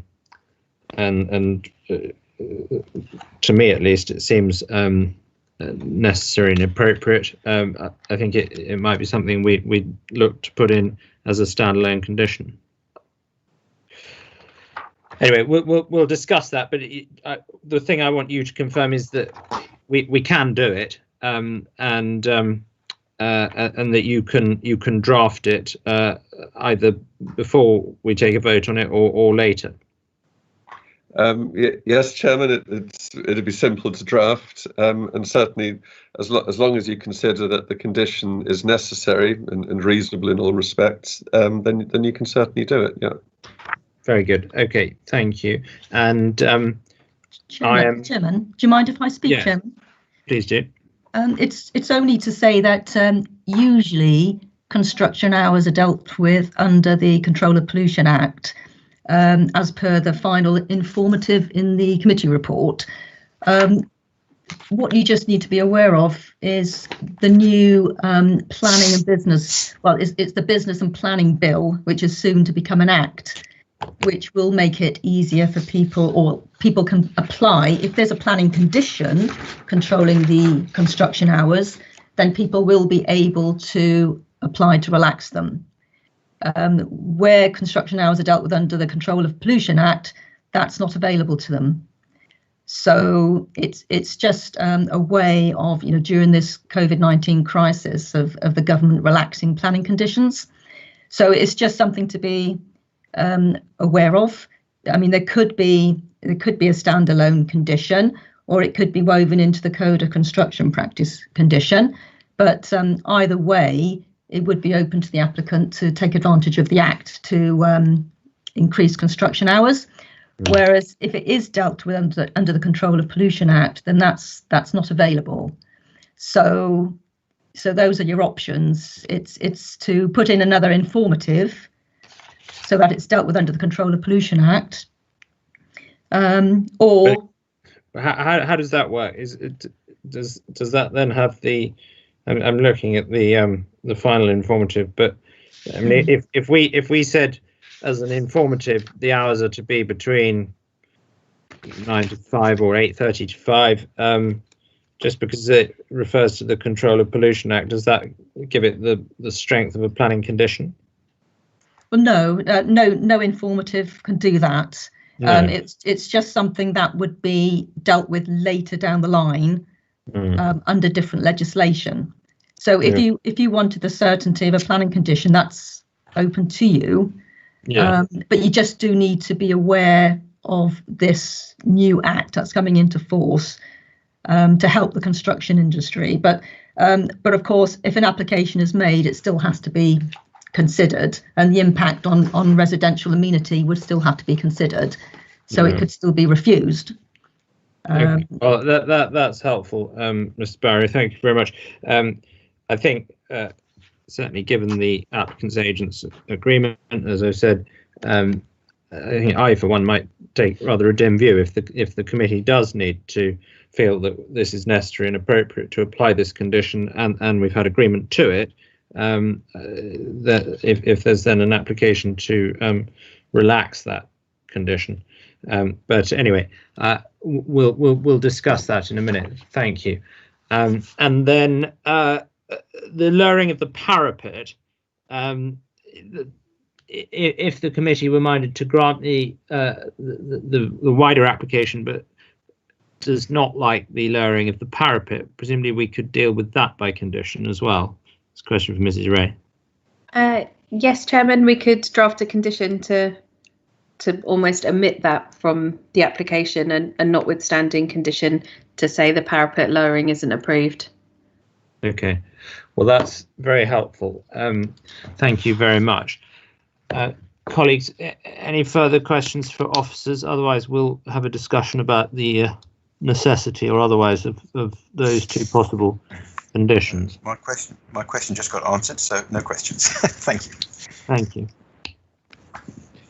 I did have a question, Chair. I mean, it's regarding the assertion by the objectors, the written objectors, that there's a cumulative impact of multiple excavations. And obviously this committee, as far as I'm aware, and we have done, can consider cumulative effect as a planning consideration. Is there any weight we can give to that in the view of officers with respect to basement developments in this street? I don't think there would be. I don't see a reason for refusal on that basis. I mean, we would look at the cumulative impact as part of when we approved the final CTMP, and with the conditions we suggested to reduce the impact as far as possible. But obviously that's very challenging under the Planning Acts anyway. So the only way we would consider the cumulative impact, I think, would be through the CTMP and making sure that when they are constructing the basement, if permission is granted, they are working with sites nearby and know exactly what's happening with their construction traffic as well. Right, that's very helpful. Thank you. I've got a question after all. Sorry, I've just realised. In comment 6 in the report 6.7, the reintroduction of a portion of the rear garden area is welcomed. Then why is there I'm not quite clear what's happening there, because why is there a basement under that, or is that a sort of de minimis matter? Why why is there a basement under that, I wonder? Because we haven't really discussed the fact that, there's a basement extension. Yeah, I'll try and. Is the substance of this planning application. Through you, Chairman, I'll just try and clarify. So if you have a look at the central drawing, the proposed lower ground floor, right at the back, there's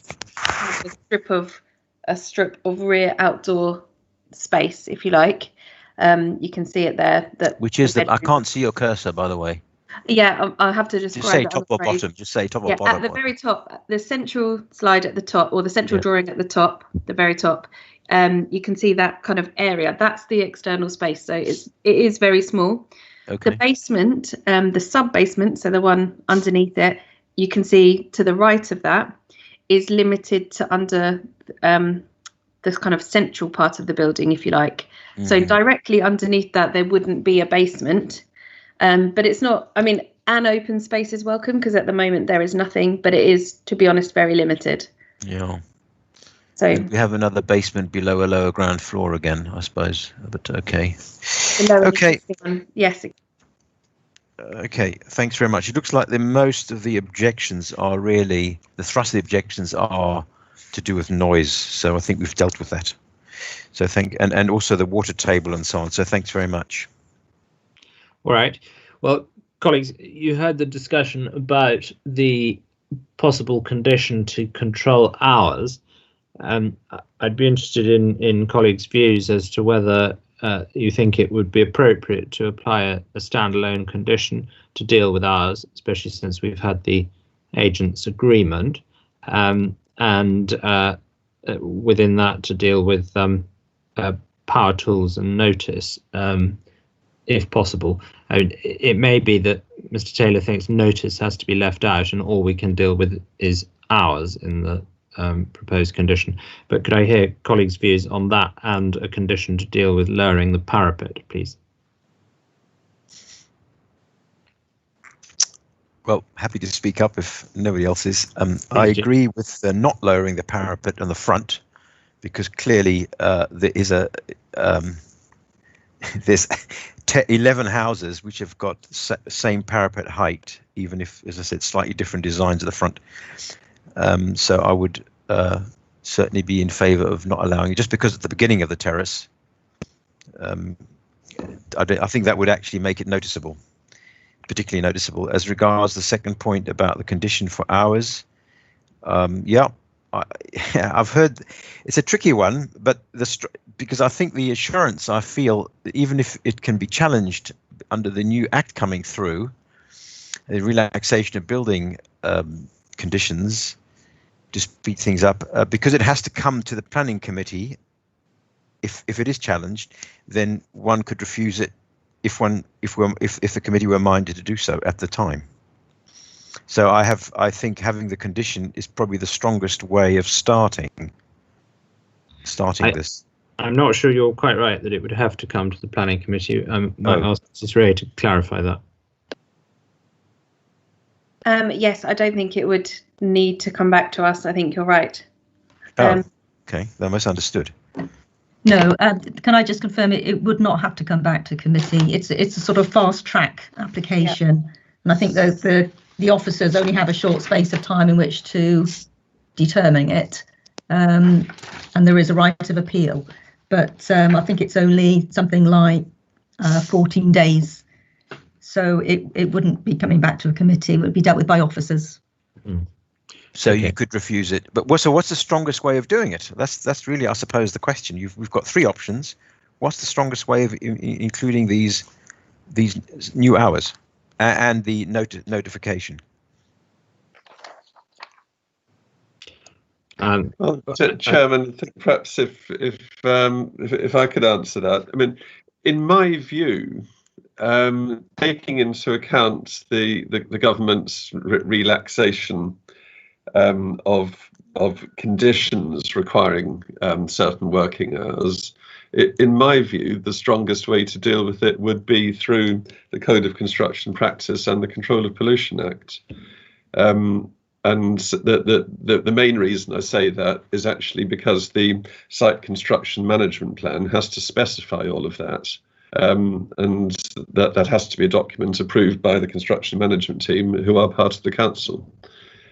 And I actually believe that would be the strongest way to secure limits on construction hours and the use of certain tools, particularly in view of the government's temporary relaxation under the conditions. Thank you, Mr. Taylor. I'm having a slight deja vu to York House a couple of weeks ago. I understand. You see, basically, as I see it, there's sort of two options, really.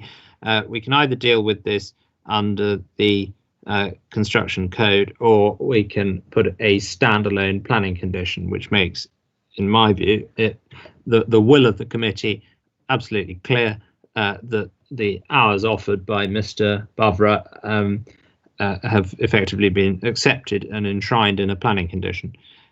So without wishing to lead you too much, those are the options before us. Any views, colleagues? I would support a standalone condition on hours. Mm-hmm.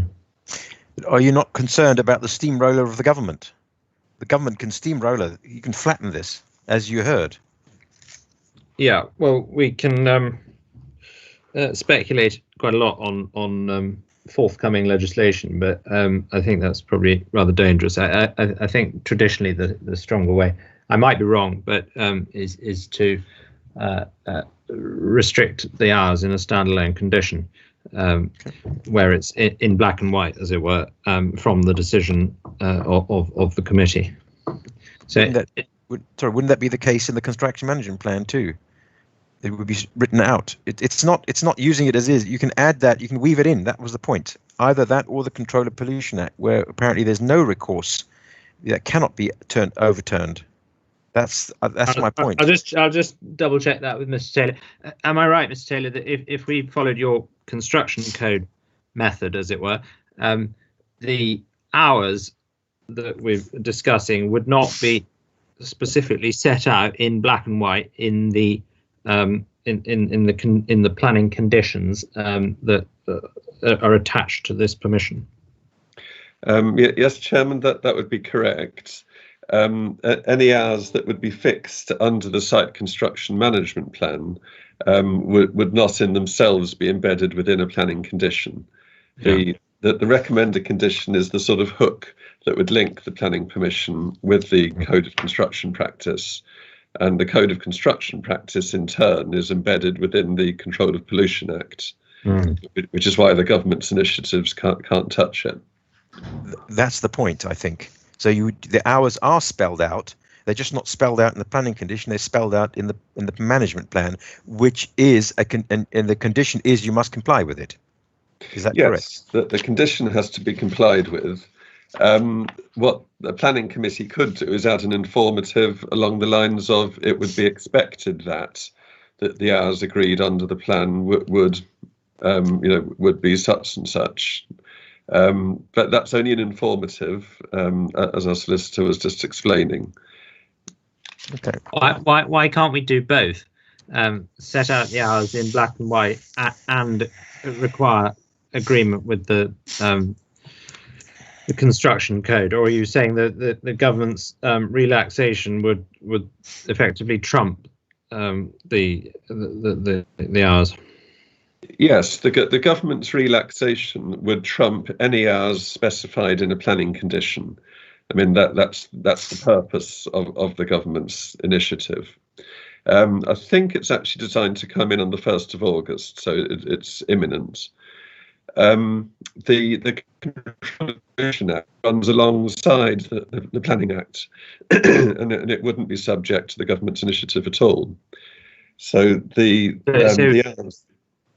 Sorry to interrupt, but it surely then if the planning condition where it was specified in black and white was overruled by the government's new legislation, then the fallback position would be that we'd still enshrine the hours via the construction code. Yes, I think given that the pieces are left side by side, any relaxation of one cannot have a sort of equivalent effect under the other. So technically it would be possible to have a condition that and yet the Control of Pollution Act would still hold firm. I mean, it's an interesting position that I don't think the government has. But that would be the situation locally in the Sparrow. We could try it. I would agree with Councillor Schmetterling. I think we should try that and try and take a sort of belt and braces approach, and hopefully the applicant won't come back anyway, having agreed in this committee that they will accept these reduced hours.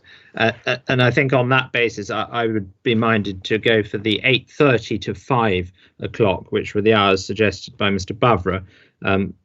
So we're not being seen to sort of superimpose anything different on his agreement. So, colleagues, unless there are any further points. Check the power tool hours. Can we just also, we have to fix those as well, because they're reduced to 6 hours. So we got to fix that. We got to put that in there as well, don't we? Mr. Taylor or Mrs. Ray, how does that work? Yes, and clearly they would need to be specified as well. So you would need to choose which 6 hours would be the requirements. Right, I'm just looking, say 9 to 12 and finishes at 5, so 6 says 3. So, I mean, my suggestion would be 9 to 12 and 1400 to 1700.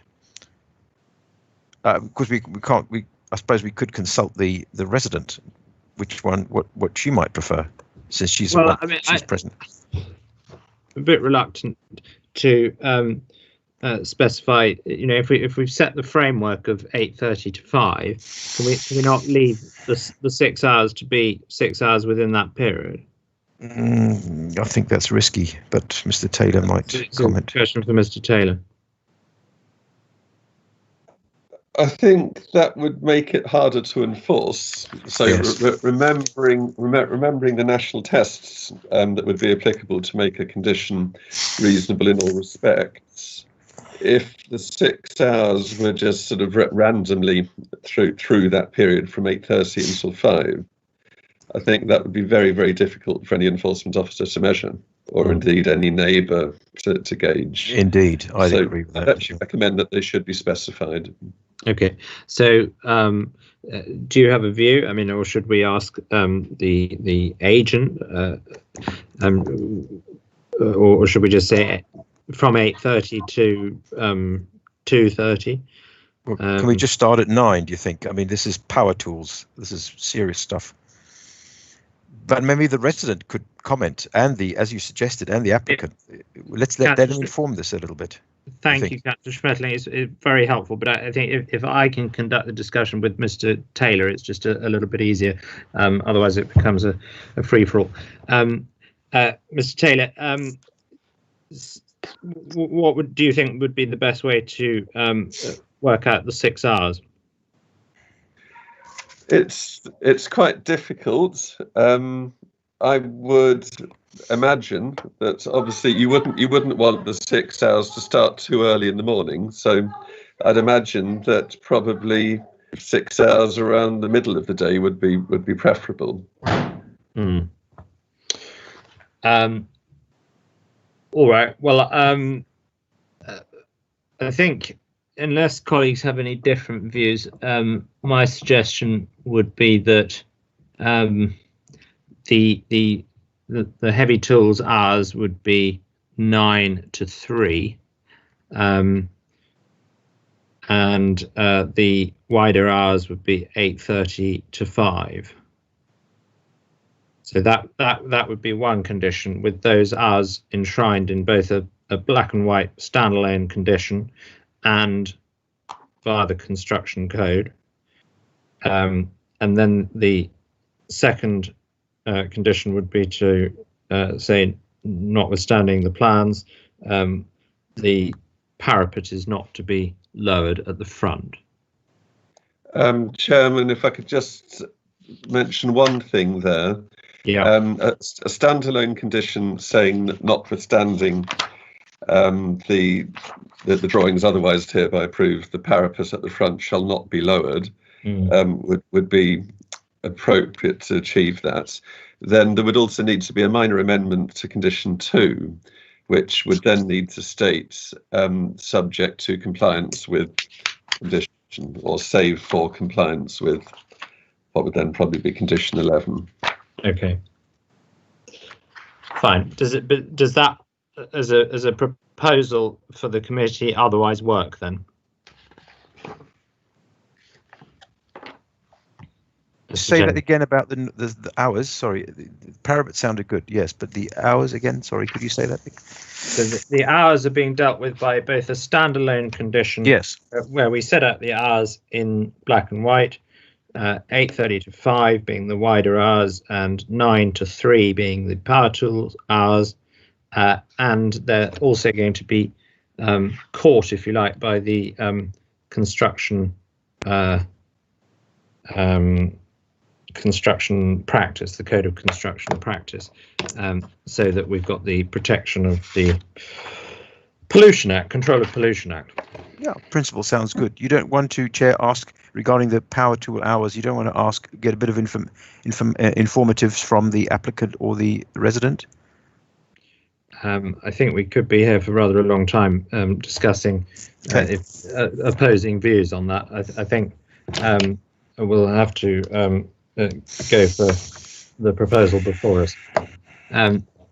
Colleagues, other colleagues, any views? Otherwise, I'm going to put forward the proposal with those amendments just discussed and ask you to vote on it. Okay. Chairman, yes. very sorry, just to clear up one thing, probably with Derek Taylor actually. I understand we're going to have this standalone planning condition. With regards to the Code of Construction Practice, we're talking about an informative here, are we? As opposed to amending condition, I think it's 6. Just wondering if Derek could clarify. Well, no, I mean, my understanding is that the committee are happy to leave condition 6 as the hook into the Code of Construction Practice, but their conclusion was that they would actually consider it necessary to have a planning condition to sit alongside that. That's right. And then in the event that the planning condition was relaxed under the government's initiative, then at least the Code of Construction Practice would remain as the fallback. Yeah. But can we put these hours into the construction plan? That's the point. No, that's a sort of secondary process, as I understand it, that happens behind the scenes. Okay, that's we can do that. It's fine. Yeah. Yeah. Okay. Well, there we have it. I hope everyone's not too confused. So we've got a black and white planning condition. We've got the fallback of the construction code. We've got the amendment of we've got the no lowering of the parapet condition, and we've got the amended plan alteration to deal with that. So the proposal before the committee is that the committee grants planning permission with the conditions listed in section 9, plus those amended conditions that we've just discussed. I am in favour of that recommendation as amended. Councillor Bennett. In favour, Chair. Councillor Woodger. In favour, Chair. Councillor Lowry. In favour. Councillor Schmetling. In favour. Thank you very much. So that's unanimously carried on that basis. Thank you all very much for your help with that. And we now move to Radley Mews. Do you think we could call a 5-minute break, Chair, at this point? It's a good point to break. It's 2 hours since we've sat over 2 hours. Yeah, we do have 4 applications still to hear. Can we take a 3-minute break and reconvene at 8:42, please? By my clock. Thank you. Could everyone please mute their microphones and switch their cameras off for the 3-minute break? Thank you.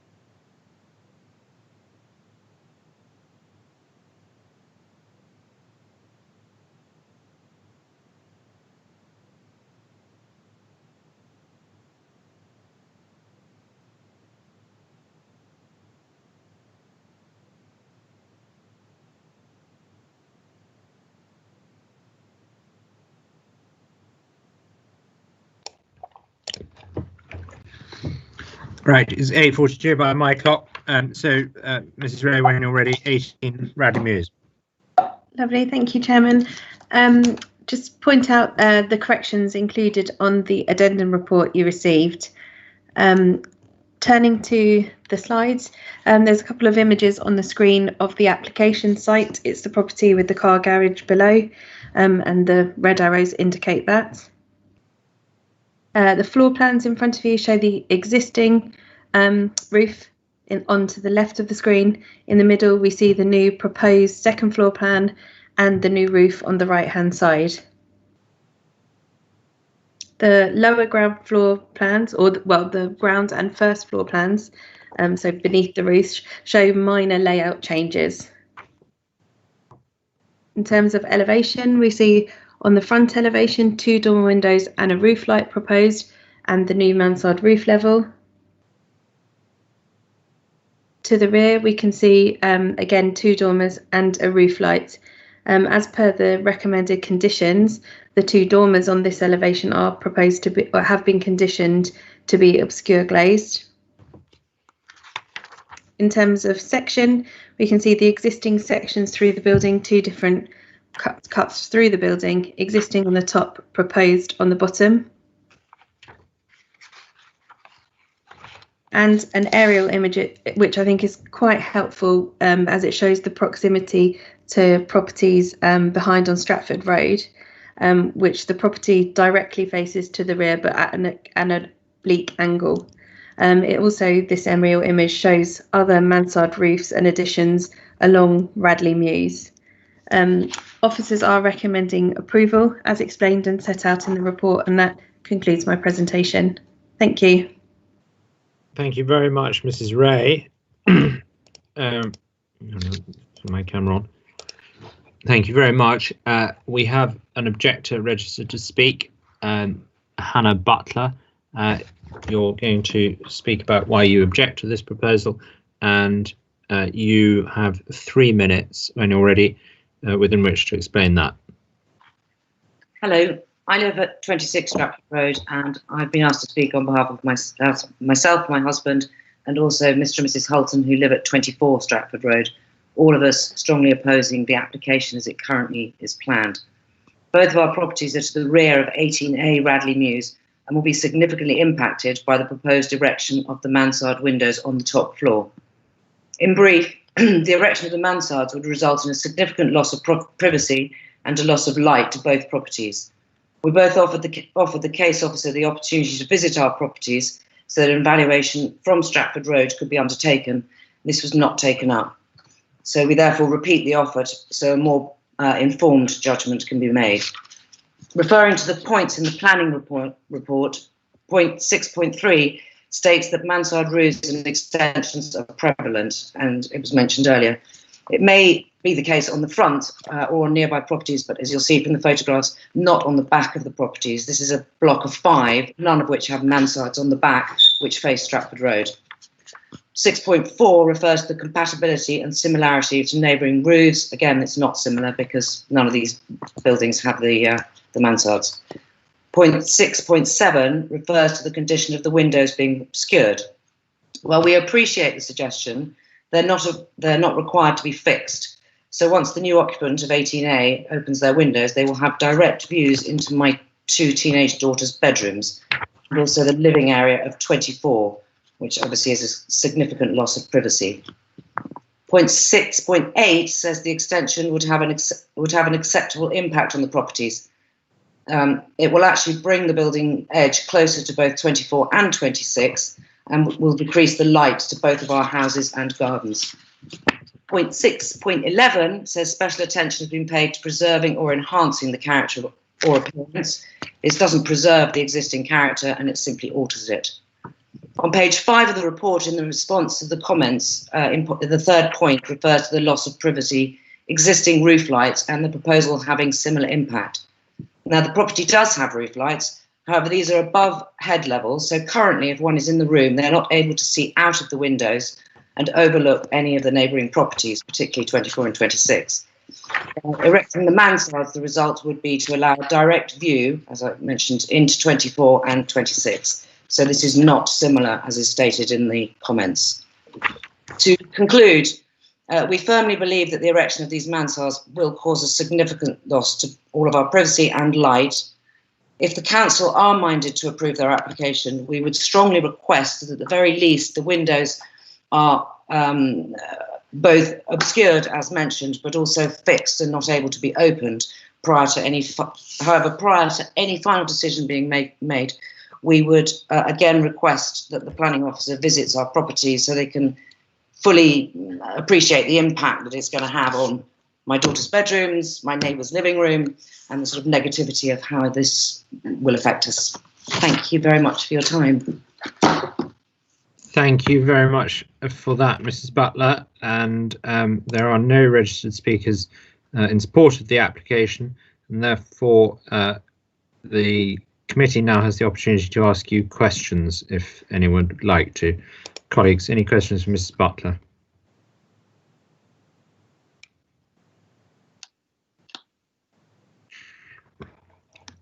No. Well, I think you answered at the end, Mrs. Butler, the point I was going to raise with you, which was would you be happy as a fallback with the windows being required to be fixed shut?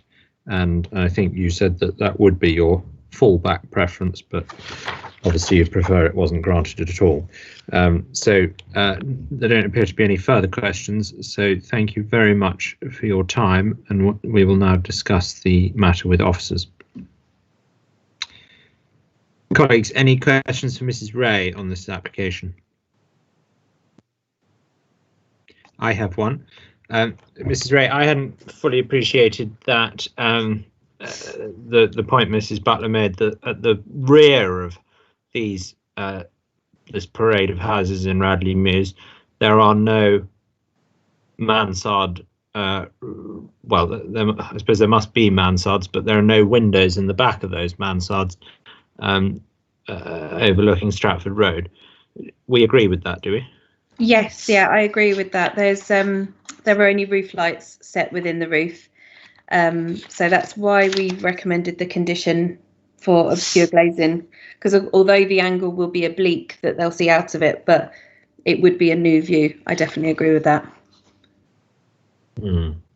And would it be possible somehow, I suspect you'll say that it would be changing the application too dramatically, but only to approve the windows at the front and not have any windows at the back? I actually think we could. We couldn't change the kind of, it would still result in additional bulk at roof level. So if I just flick back to the section detail, so you can see on the section drawings on the lower half of the screen, you've got a dotted line that indicates where the existing roof is. So I don't think we could delete that additional bulk and the principle of a mansard, but we could do, I think, Mr. Taylor can disagree with me, a condition that says, notwithstanding the approved drawings, the dormer windows to the rear elevation are not hereby approved. I don't see why we can't do that. I think that's definitely an option. Thank you very much. So, Chairman, one slight difficulty there would be if there was a condition saying that it was hereby approved, then the question would be what is approved. So the planning permission would have to be clear if dormer would be approved. The rear, would it be a blank roof slope? But clearly it couldn't be a blank roof slope because there would be two bedrooms immediately behind it.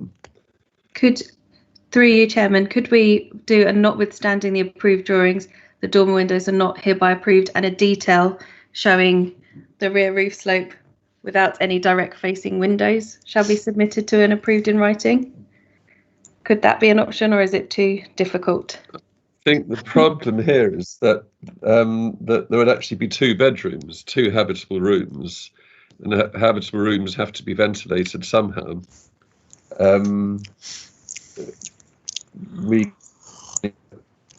A situation where we've permitted a mansard with habitable accommodation, and yet that couldn't be used by virtue of the fact there were no things.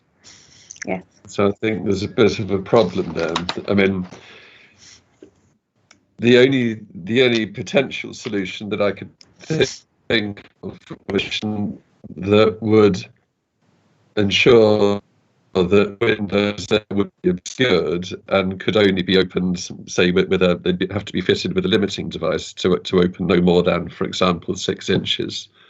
I mean, that would enable ventilation without actually offering angles of view. But if that condition didn't seem to do the trick, I'm not sure if I can think of any other. So sorry, just to clarify, we couldn't even do the fixed shut, let alone no windows at all. The fixed shut, if it was to a habitable room with no other source of ventilation, I think would then lead to a conflict with the building regulations. There would have to be a form of ventilation for those habitable rooms. Here's a suggestion. There have been previous occasions where conditions requiring limiting devices have been used, and that they would allow a window to open, to the specified amount. So, for example, 6 inches. I see. So we could have obscured and only openable 6 inches, something like that. Yes. Yeah. I mean, those conditions have been used before, and in fact, I think that there have even been inspectors' decisions where inspectors have found such a condition a reasonable solution to the issue. Well, that sounds rather sensible. I can hear that Councillor Schmettling's just come in with a point, so go ahead.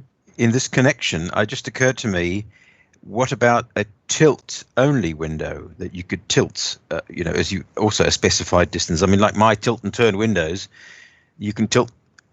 Obviously, if you just abolish the turn, you can tilt them open, but you certainly can't really look through them. You can look through a gap, but it'd be very awkward to do so. So I wonder if that's an alternative to. I think it's maybe something we leave to the planning department. We can improve the principle of someone can't open them sufficiently that they can create a new view through them, and that they're obscured. Yeah, sure. It's just another way of dealing with it that could be put on the table. That's all. Yeah, agreed. Okay, thank you. Councillor Bennett, I think you've got a question about the conditions. Yes, Chair. I was going to ask exactly that. Could we just limit the amount that it could open so it can be ventilated, but without a view? So I'd be in favour of that condition. Okay. Well, it sounds as though that's the sort of general direction of the committee. Councillor Woodger and Councillor Lowry, any points you want to raise? Otherwise, we will. I would just echo Tom's comments. I think limited opening, but not enough for a view is best option. Councillor Lowry. Agreed with that. Very good. Okay. Well, could I ask the officer a question before we move on? Sorry, just want to check. The objector said that the planning department was asked to send a representative along to have a look. Was there any reason that this offer wasn't taken up? Yeah. I wasn't made aware of that request, and I apologise that that happened. I'm assuming we would have been limited by current events, and we are at the moment doing fewer site visits. But I'm still confident the material presented to us gives us an accurate reflection of those relationships, and it's actually been really, really helpful because the objector has provided us with photographs, which were also included in the pack for members, of those direct views they were concerned about. So I think we were able to assess that relationship fully without a site visit. Okay, thank you very much. Thank you very much, and thank you, Mrs. Butler, for providing those. Good. Well, colleagues, you've heard the discussion there. I think the recommendation before us is that the committee grants planning permission with the conditions listed in section 9 of this report, and we are going to add that the obscure glazed windows should only be openable. These are the windows at the rear, should only be openable by around 6 inches. I think we'll have to leave that up to the planning department, and assuming that's okay, no comments from legal with that proposal, then I am going to vote in favour of that recommendation. Councillor Bennett. In favour, Chairman. Councillor Lowry. In favour. Councillor Woodger. In favour, Chair. Councillor Schmetling. In favour, Chair. Very good. Okay, well, thank you all very much indeed for that. And we now move to Exhibition Road and the tables and chairs outside the restaurants. Yes, thank you, Chairman. Again, draw members' attention to the addendum report. We received an additional representation for this application, added a paragraph in response to that, made some corrections, and also amended proposed condition 7. Turning to the application itself, planning permission is sought to change the use of the public highway for tables and chairs. There's an image on the screen of the existing tables and chairs established at the site, and as detailed in the planning history, that has been granted on a number of occasions previously. I also have an image of the site plan which shows the layout as proposed. Given we've had a number of applications of the site, officers do consider it appropriate to grant a longer permission of 5 years for the site, subject to the stringent conditions we've recommended. That concludes my presentation. Thank you. Thank you, Mrs. Ray. That's very helpful. We've got no speakers registered on this. So, colleagues, any questions for Mrs. Ray? I have a question, and that is, would it be possible to grant a slightly shorter permission? I'm just conscious of some points put forward by the Kensington Society, amongst others, about these tables and chairs, and the fact that they want to work with the applicant on which tables and chairs are used, and 5 years seems quite a long time for this permission to remain in place. It seems to me one might either have a permanent permission or one might have a shorter permission. So I was just wondering what your view is on that, Mrs. Ray. The difficulty we have is that they've applied for a 5-year permission, so that's what we've been called to assess. It wouldn't, as set out in the addendum report, it wouldn't stop any discussions going forward between the amenity groups, the residents groups, and the estate. So that wouldn't stop that. We are just considering the actual change of use, so not the tables and chairs themselves. If changes are made to those, it's just the actual change of use of the highway for that purpose. So I don't think we can change the period because they've explicitly applied for 5 years. So we'd either have to refuse it altogether, or approve it. Normally we would say you could attach a condition. It's because it's explicit in the description. Mr. Taylor, do you think that can we override that with a planning condition, that reference? Well, I think that because we have condition 1 anyway, I mean, in this case, condition 1 obviously tallies with what they have sought, but a condition to some extent can obviously modify what is proposed in a planning application. And I would have thought that it would be within the committee's gift to select another period that was considered reasonable as an amendment to condition 1. Okay, well, colleagues, there we have it. I don't know what your views are. Feel free to put any views forward.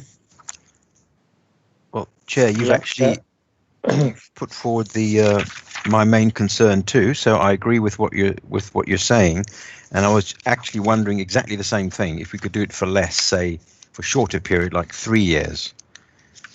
And also, I just want to clarify with the officers concerned that we are not, because the objections relate to the numbers of tables and chairs and some other commercial considerations, but that's not what we're discussing. We're discussing purely the use for this purpose, for outdoor tables and chairs and so on. But the numbers and so on, we're not discussing that. Anyway, that's a licensing issue. Is that correct? I can see also Carol Harris of the South Ken and Queensgate Residents Association is weighed in, as well as the Ken Society, talking about no heaters under the umbrellas and so on. This is not a planning matter, is it, or is it? Well, we have the application does specify how many tables and chairs, and we've got conditions to restrict, what part of the highway is used and how it's used. So it is, to a degree, it's just planning permission isn't required for the exact tables and chairs, but we can control the number through conditions and so on. There's no umbrellas, heaters, or anything else proposed as part of this application, though. I can confirm that. Okay. Thank you. So in that sense, the objectors are objecting to something that's not necessarily in here. I believe the original objection was because umbrellas were shown or referred to in the application originally, but they did revise the drawings to delete any reference to umbrellas. So we're definitely not considering that as part of this application, umbrellas or heaters. Okay, thank you. All right. Other colleagues. Chairman, sorry, if I could just make an additional comment, Chairman. I've now had a few minutes to reflect on my answer to the question that you asked about 3 minutes ago. And I'm actually not sure that we would be free here to choose another period.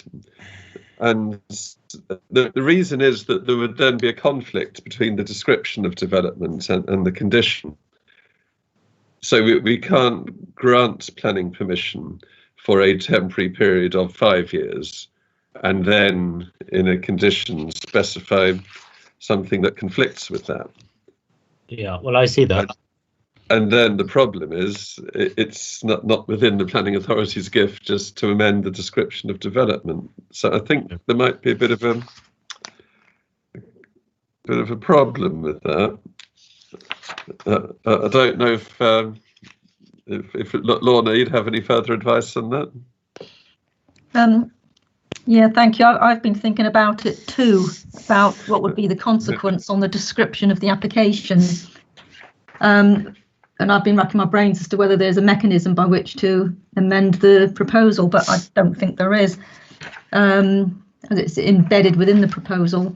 So I agree, if we change condition 1, there's going to be a direct conflict with the description of the proposal. So it does come down to a straight approval versus refusal, doesn't it? But I'm not sure what the grounds would be to refuse something that's been already operating for a number of years. I think that's probably right. Okay. Could I just ask for just maybe we wouldn't want to do this here, but just as it were an informative for me, having seen this admittedly not in a planning meeting, but in licensing meeting, but basically somebody came forward with, well, let's say this example will be, we wouldn't want 5 years, we would want, say, 3 or 4. Could we reject it and say, come back with another application for 3 years, in theory? In other words, with an informative to tell them the reason we're rejecting it is because we have no fundamental disagreement with the concept of what they want to do with it, but 5 years is too long. And because we can't amend it in this application, we have to refuse it. We say, no to 5 years, but come back with one for 3. You'd have to have planning grounds to refuse it, not just because it's for 5 years. Okay. It would have to be strong planning grounds. Okay. As to why it's unacceptable. Okay. Councillor Lowry. Hi there. A couple of questions. Firstly, can we restrict the hours? Currently, like theoretically, are we allowed to amend, let's say, the end time from 10 to something earlier? I note that, I mean, the restaurants in this particular patch already have outside seating, tables and chairs, and there is this cumulative impact of so many tables and chairs being outside, which we can't see in the diagrams, they're not actually shown, and a reasonably narrow footpath as a result. So first question is, can we theoretically amend the hours? I would be I would caution against changing the hours because of that we have approved this previously on a number of occasions, and there's other table and chairs operating till that time. So in terms of it being reasonable and necessary to make the permission acceptable in line with the tests, I think we would struggle to defend that, to be really honest. And you had a further question, Councillor Lowry. I'm further question. No, well, don't worry. No worries. Councillor Woodger, you had a question. Oh, it's more of a comment, really. I mean, it looks like we're pretty restricted in what we can do with this.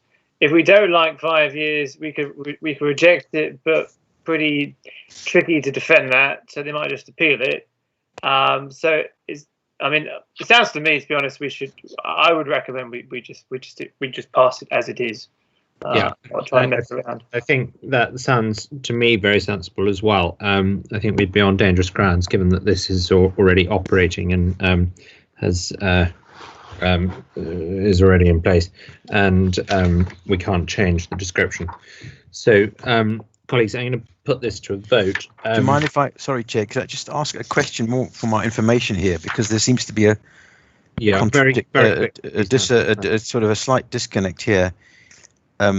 Where the one objector, at least in this, I'm looking at the summary in the report now, saying there have been multiple complaints about the tables and chairs in this area in the last few years, and the response is the last one recorded, planning enforcement, admittedly, 2015.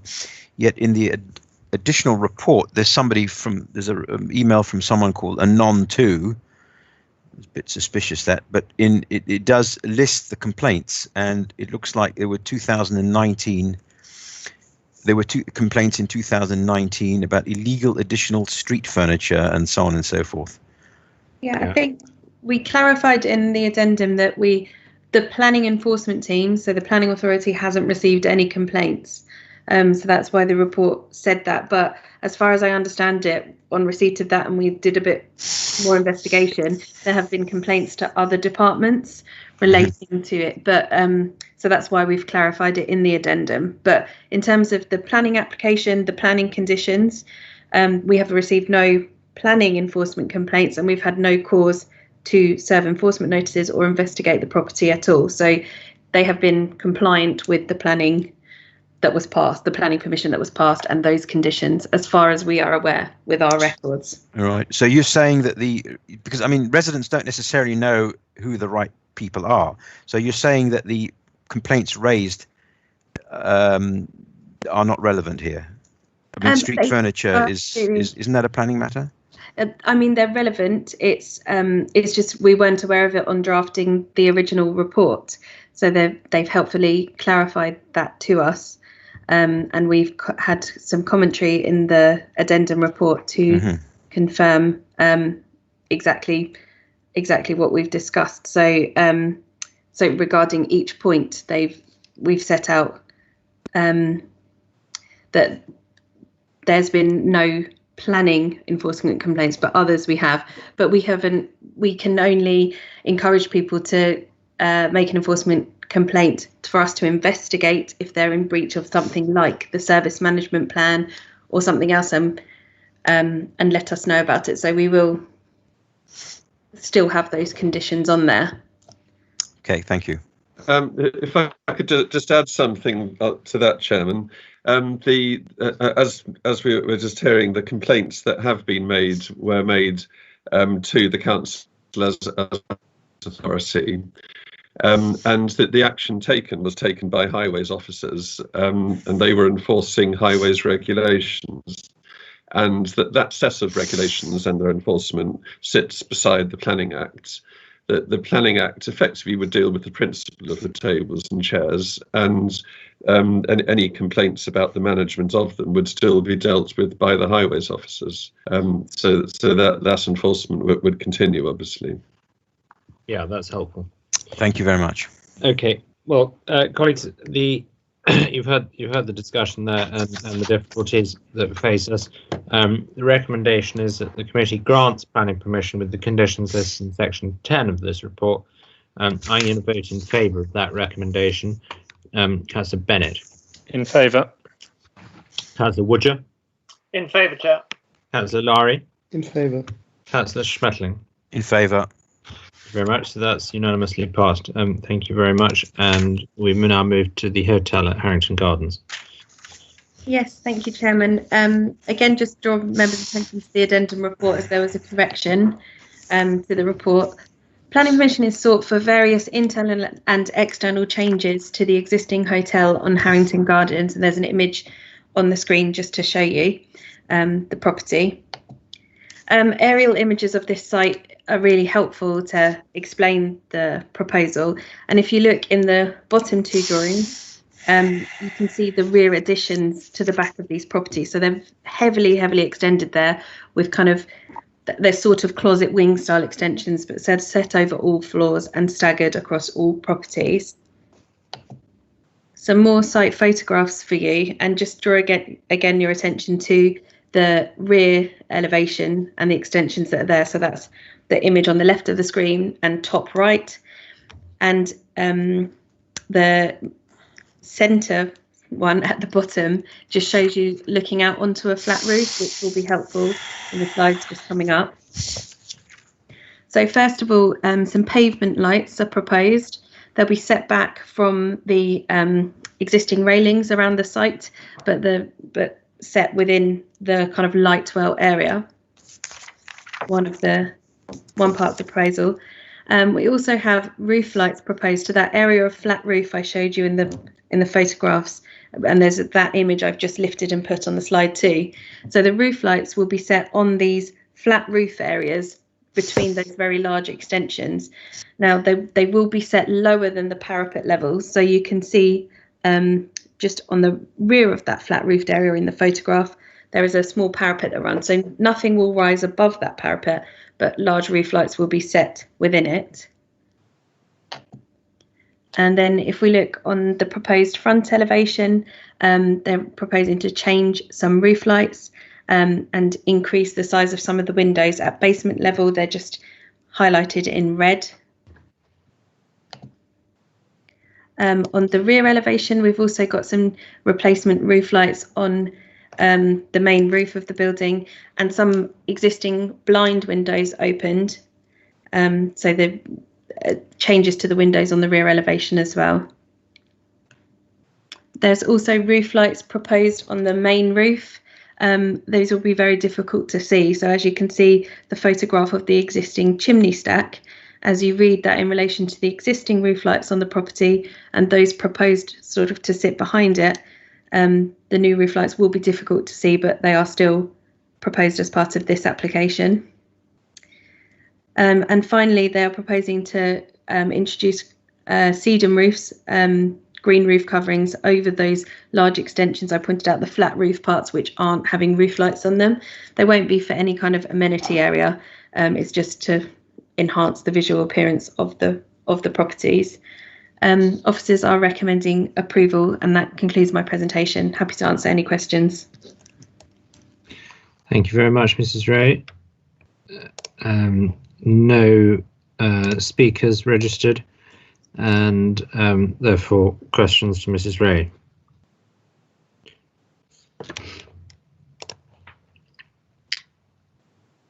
Any questions, colleagues?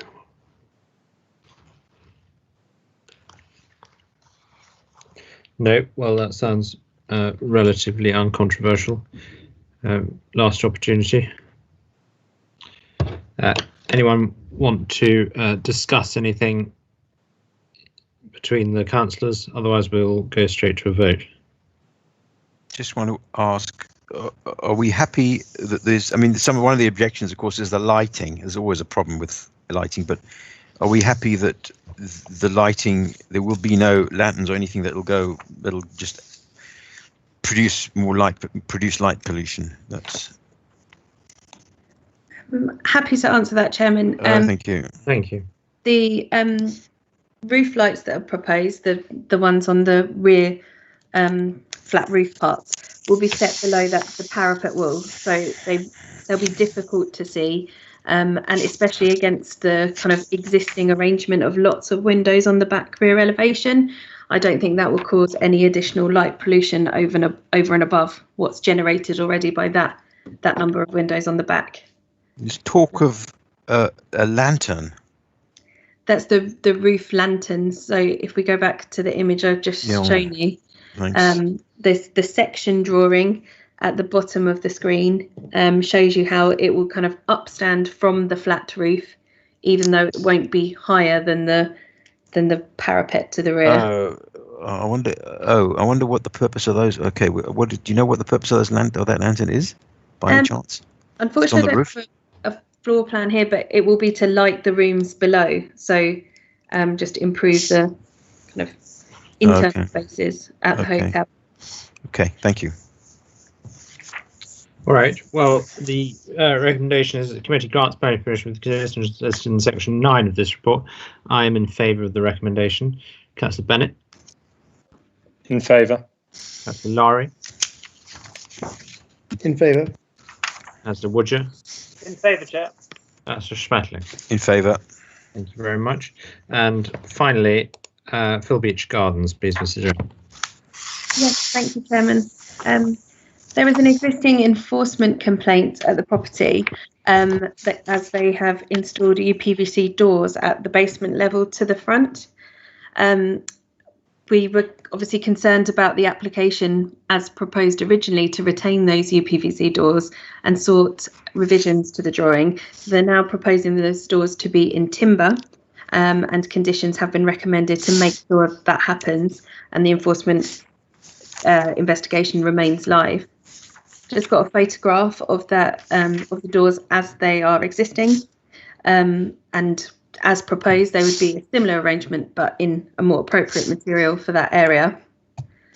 In terms of the principle of having doors, if you look down this part of Phil Beach Garden, the visibility of them is reduced by the kind of railings to the front, the variation at that particular level along the street, and also the fact that the doors themselves will be hard to appreciate because of the change in level. So you only really see the top of the opening at street level. So officers, subject to them being timber, are happy with the proposal and recommending approval.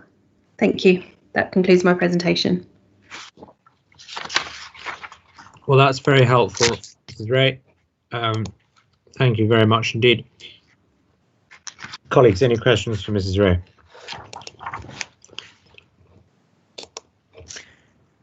Okay, well, if no one else has one, I've got one. Looking at slide number 52, I think, which is the picture showing flat A. Yeah, let me just go back to presenter. I've discovered I can control the slides myself. Right, that one. That's a window right now. Is that correct? No, that those doors have been installed without permission. So as existing, that is what they look like.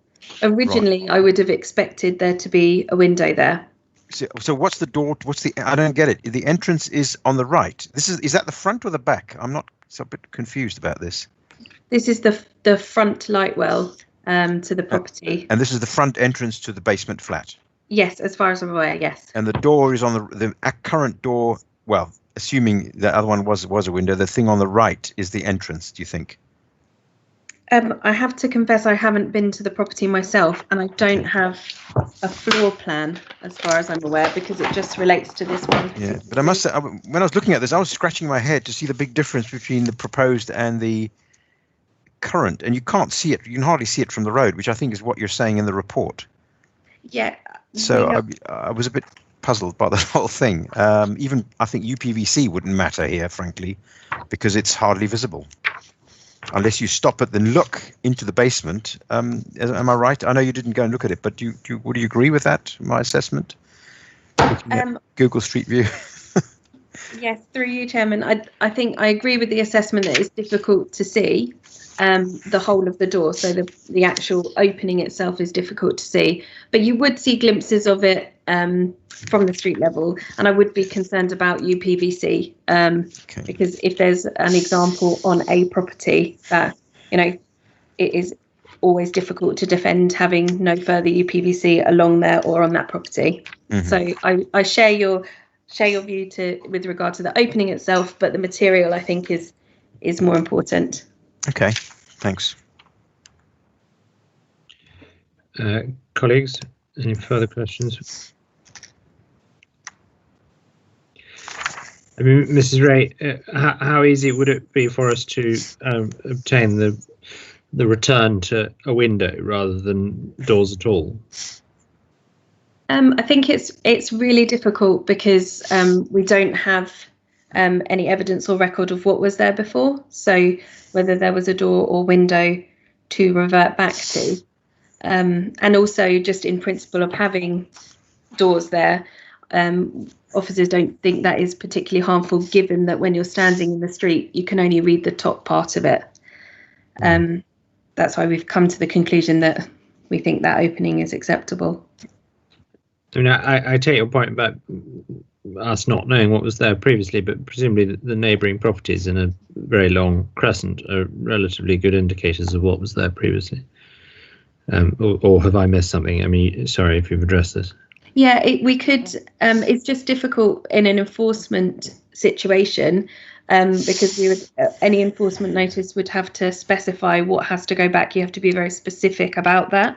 And we don't have an existing plan or an existing photograph of that particular part of the building to instruct what exactly goes back. In your street view picture there, I can see a sort of large paned arched window in the stucco at lower ground level. Well, I'm not sure. The problem is we have a tree in front of our particular property. Yeah, so I know, but I mean, these are clearly built as a terrace, aren't they? I mean, yes. Except that something else might have been there in the interim, but you know, clearly at one stage there was a terrace matching the ones you can see in the two properties to the right on that top photograph. Yeah, I agree. I think at one stage there definitely would have been. That would be the arrangement we would typically expect to have been there. It's the difficulty that you highlight, the interim period. So in an enforcement situation, it's challenging for us to say categorically that there was a window there and that's what should go back. So taking it reasonably and looking at it in the round. So this is a sort of pragmatic response to get something better than UPVC doors, which we definitely don't want, and at least obtain wooden doors, which we don't think are too harmful anyway. Yes, absolutely. I'd agree with that summary. Okay. All right. Well, that's very helpful. Colleagues, unless there are any further questions or comments, I think we'll put this to the vote. Okay, well, it's recommended that the committee grants planning permission with the conditions listed in section 9 of this report. I'm in favour of the recommendation. Councillor Bennett. Favour, Chair. Councillor Lowry. In favour, Chair.